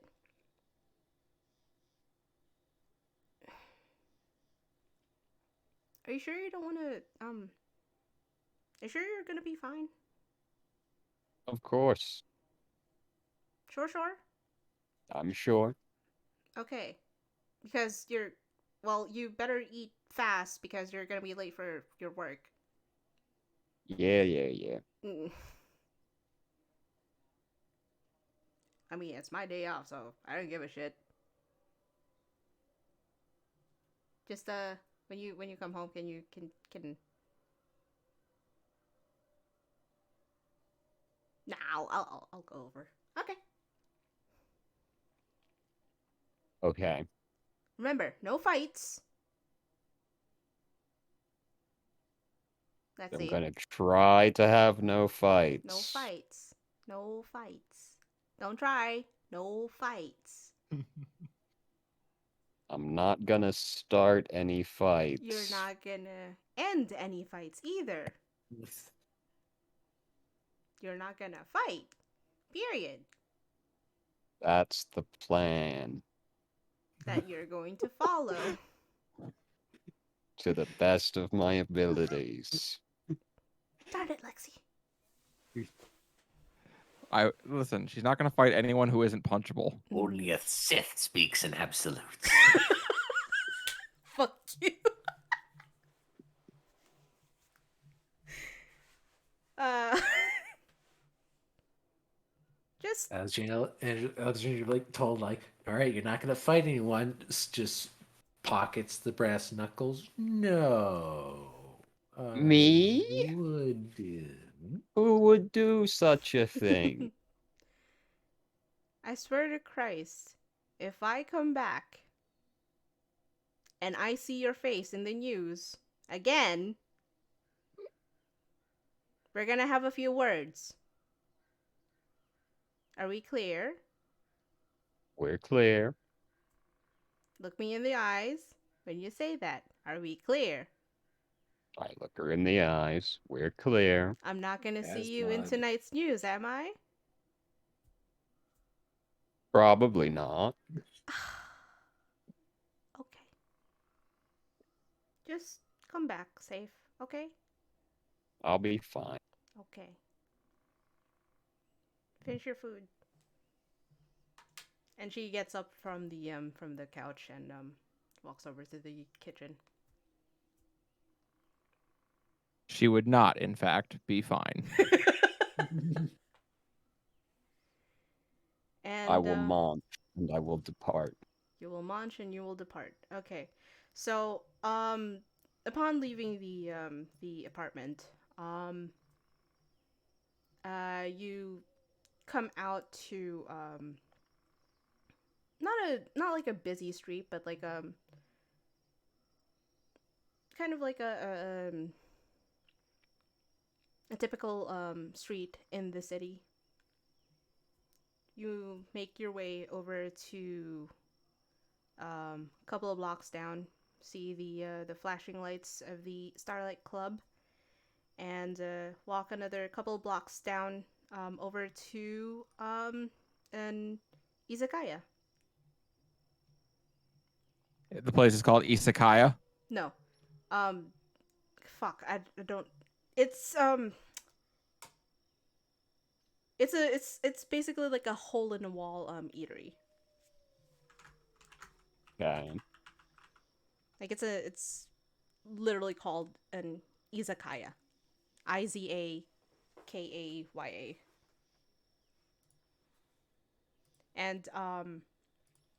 And you see behind the counter a giant man um who looks over at you. Like you can barely see the top of his face. It kind of like gives you a grunt. And uh the other person inside who is busy bussing the tables looks over and goes, "Ah, Lexi. Good of you to show up." Good to see you again. Do I know their names? Yes, so the guy who is busy uh bussing the tables is Koro, Koro, Mm-hmm. and the guy you just know him as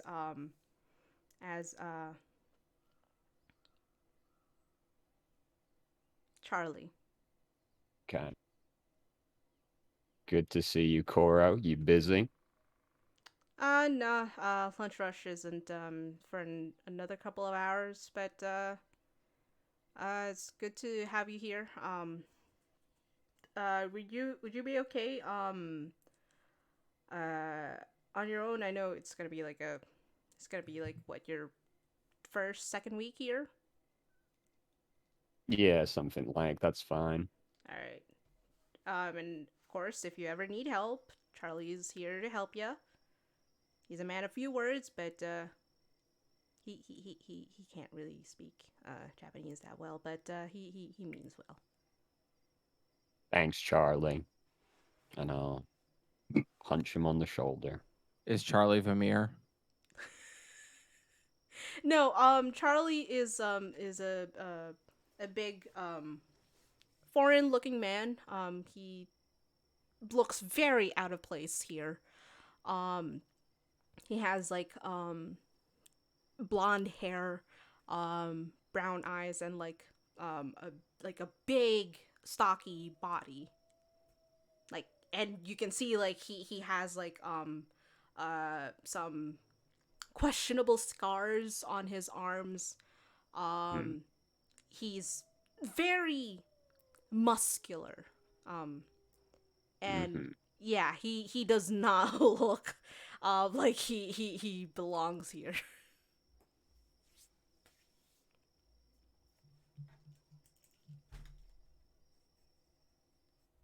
All right. And uh as you go into the employee into the kitchen, we fade to black. And Oscar.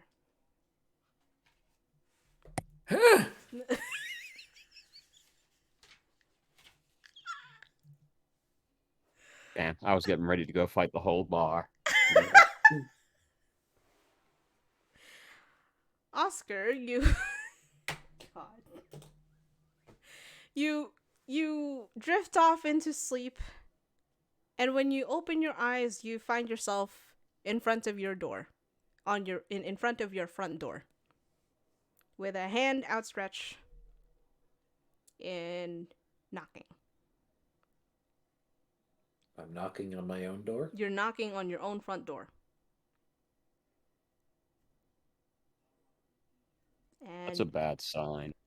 and Huh? there doesn't seem to be any response from inside.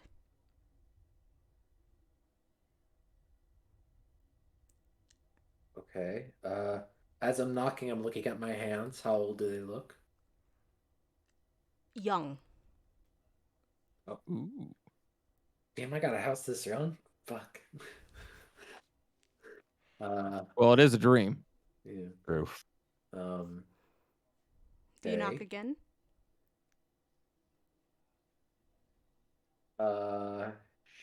Sure. Okay.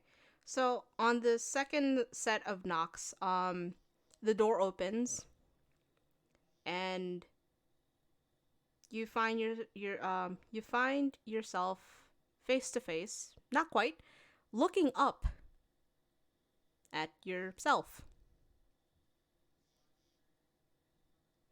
Fuck. And you see yourself going,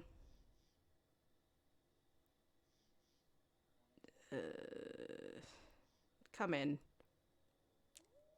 And he leads you into your own living room. What the fuck?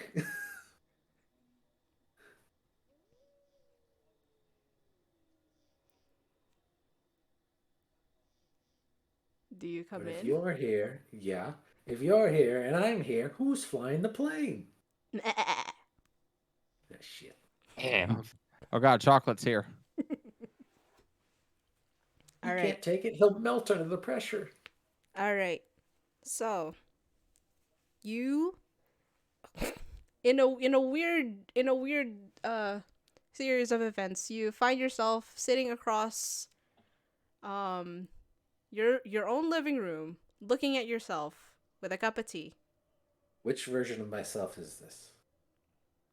Do you have a mirror in your living room?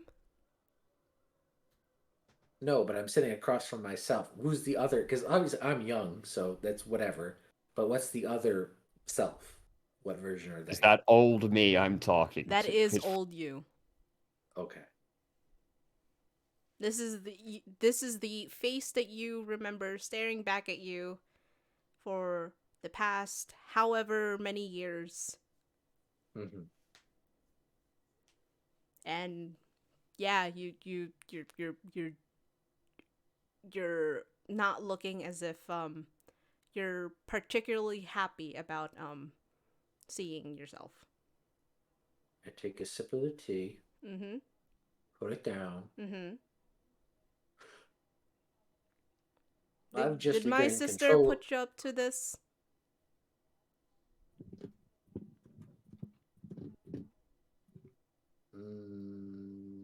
No. So you just happen to come here of your own accord. Yes. Why? I'm gonna look down at the tea in the table. Is there a spoon? Is there a spoon? Yeah, that you used to mix the tea. Yes. It's on the saucer, but Okay, I'm gonna pick it up, like mix the tea a little, mm-hmm. and then look at myself in the spoon. Okay. So you Just see while I'm sort Oh. of thinking on his answer. Okay, so you see staring back at you is a face of a teenage girl. Oh. Um You've had quite a Right. journey indeed. Well, with where's the thing?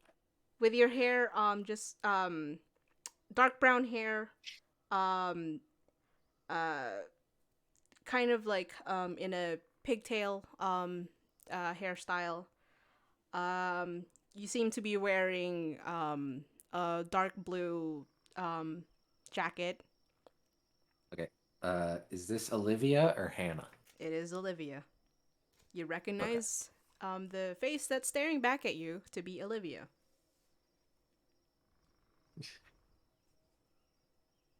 One that is wearing a very confused face. I wonder why.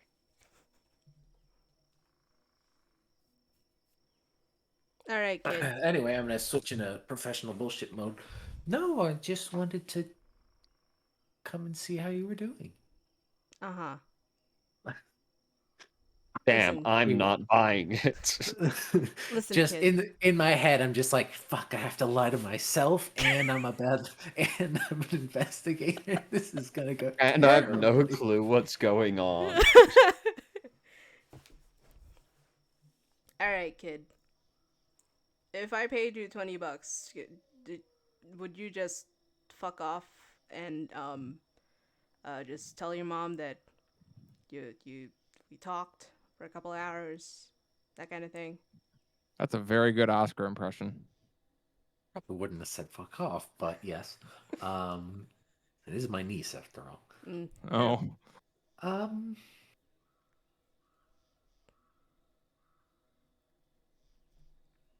yeah, well, real Oscar's thinking, will this get me out of the dream faster? I gotta get the fuck out of here. And I'll see if I can con myself.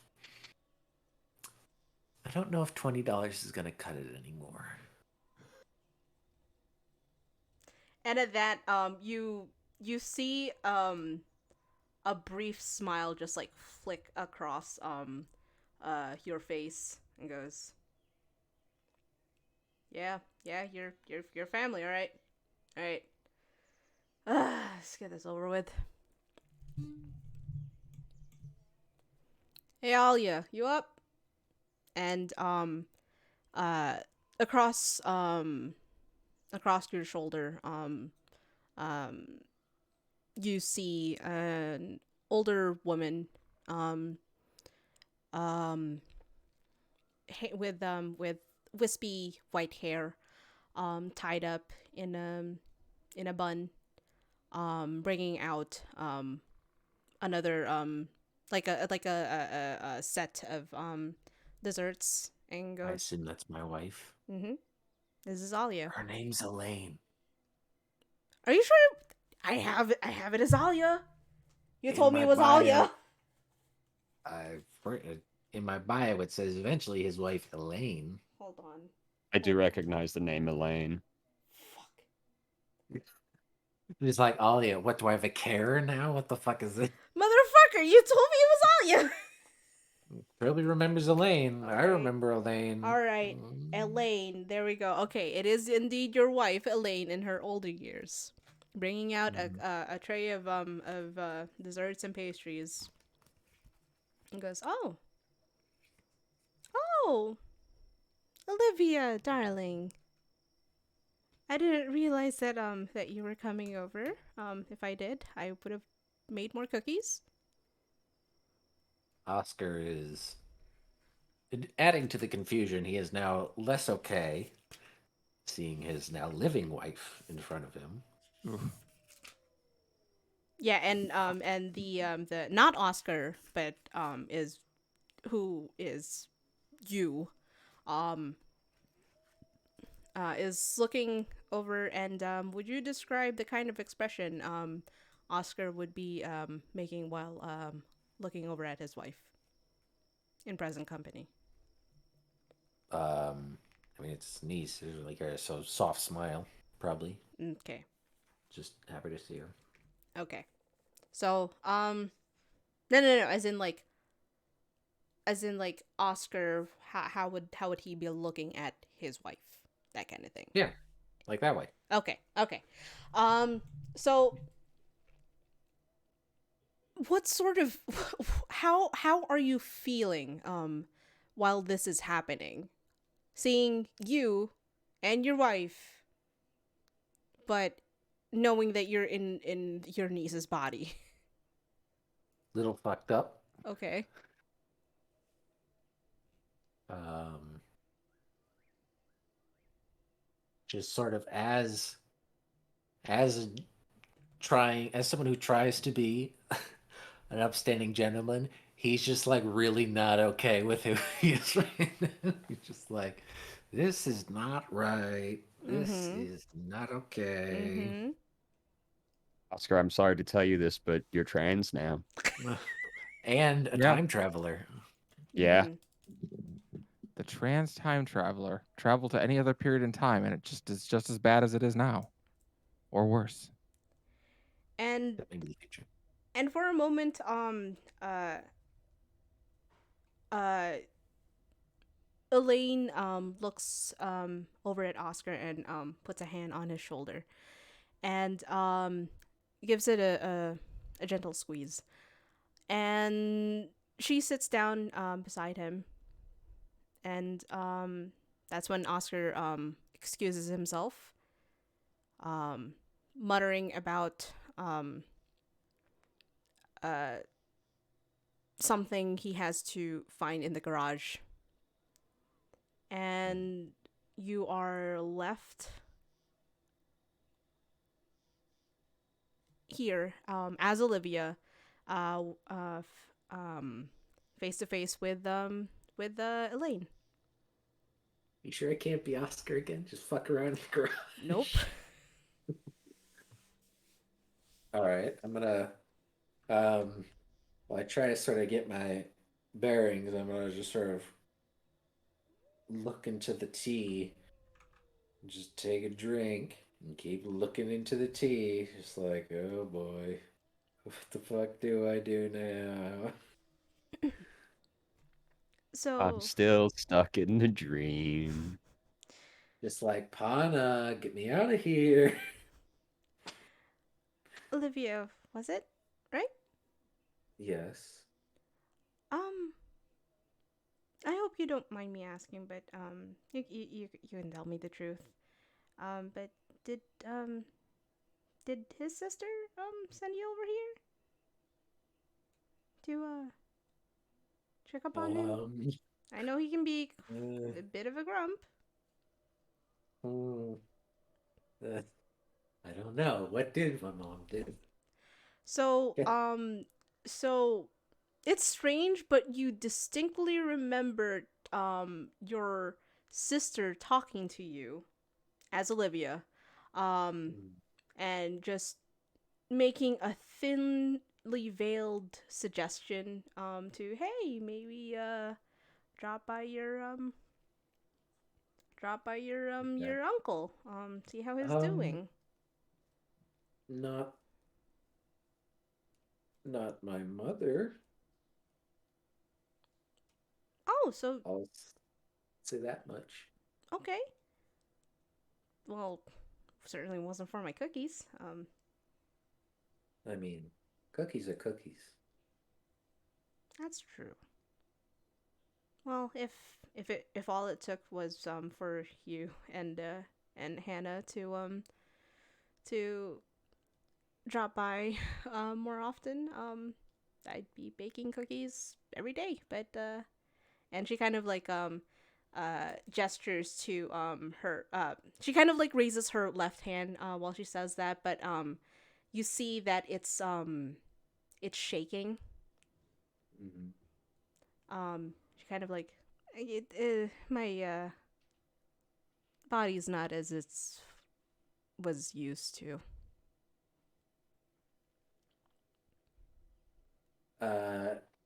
Would I know how far away my nieces live to come visit me? Like, do they just walk over from the apartment or do they drive a distance? It's not so much a drive. It is like a 10 to 15-minute walk from where their house is to your place. Okay. But it's like on the other side of they'd have to go out of their way. Like it's not on the way to like a school or the store or Yeah. anything. Yeah.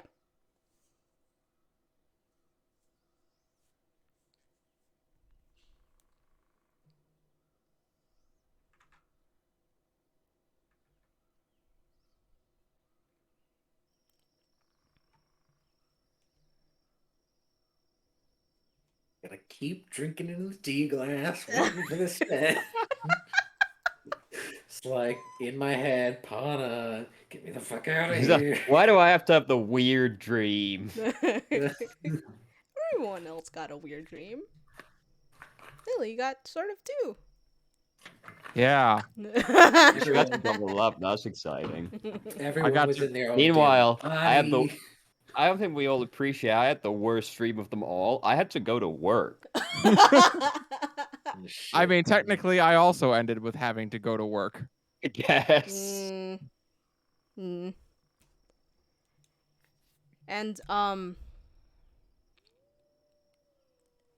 it's a tense and very uncomfortable silence that stretches between you and Elaine. For And different reasons on either side. and Starts. You just hear the clinking of the spoon speeding up. and it's maybe like a few more moments before Elaine says, "So, honest answer that I'd like from you, honey. What's your opinion on my husband? Is he do you think he's okay?" I mean, he's grumpy sometimes, but I don't know. Usually it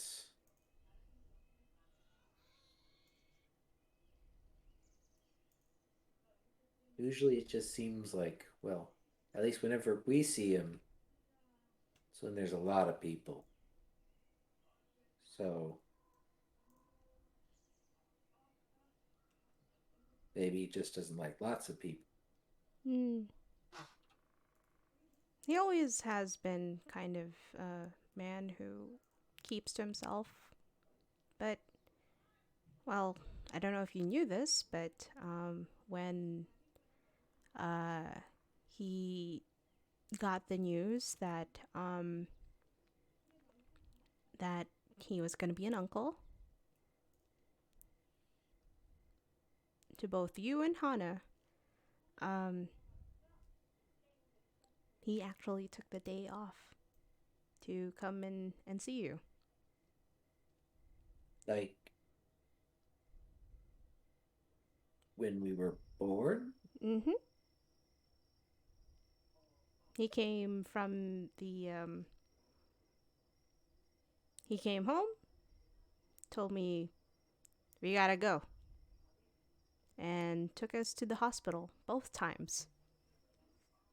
And I've never really seen him make that kind of expression before, but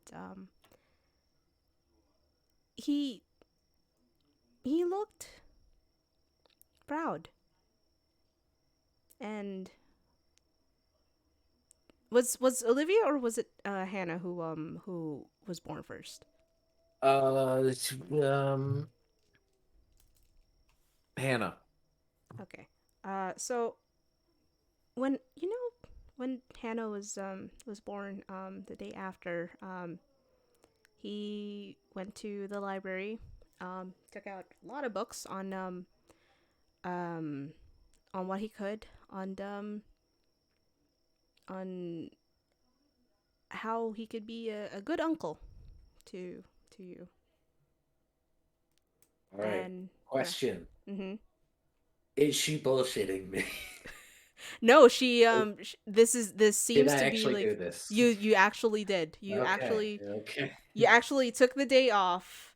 Um um you you you took the time to learn about this, because like never and yeah, she continues, see, we never had kids ourselves, but he was the kind of man who knew, uh who genuinely cared about kids.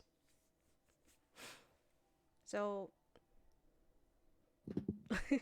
I actually remember the day he came back. He was a little upset that that the library didn't have hardly any books on how to become a great uncle. Something about and pardon my my impression. French. No, he actually went and said, "Where the fudge are all the books on being an uncle? Why is it all gotta be about being a parent?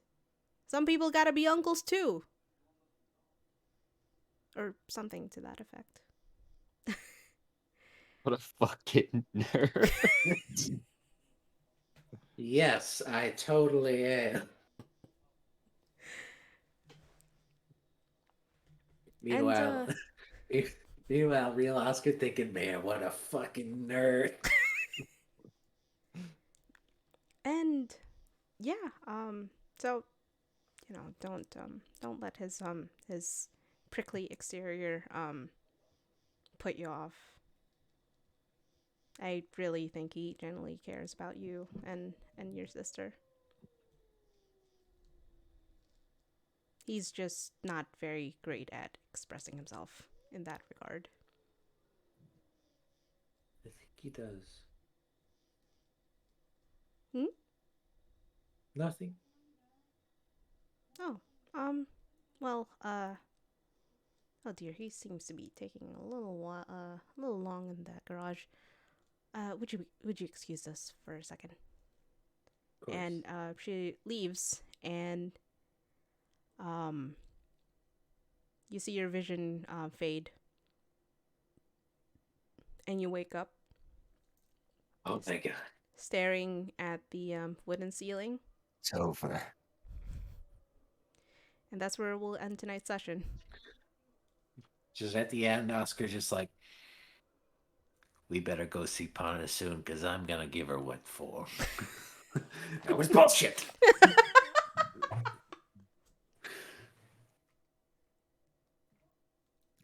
All right. Well, thank you, Mal. I am so sorry. It's no, it's gonna be good. Liliana is gonna be interesting next week. I feel like I don't. Yeah. Are we getting a new character from Robbie? No, Or Robbie is he will leaving? be stepping away. Okay. Robbie's dealing with IRL Mhm. shenanigans. I see. Okay.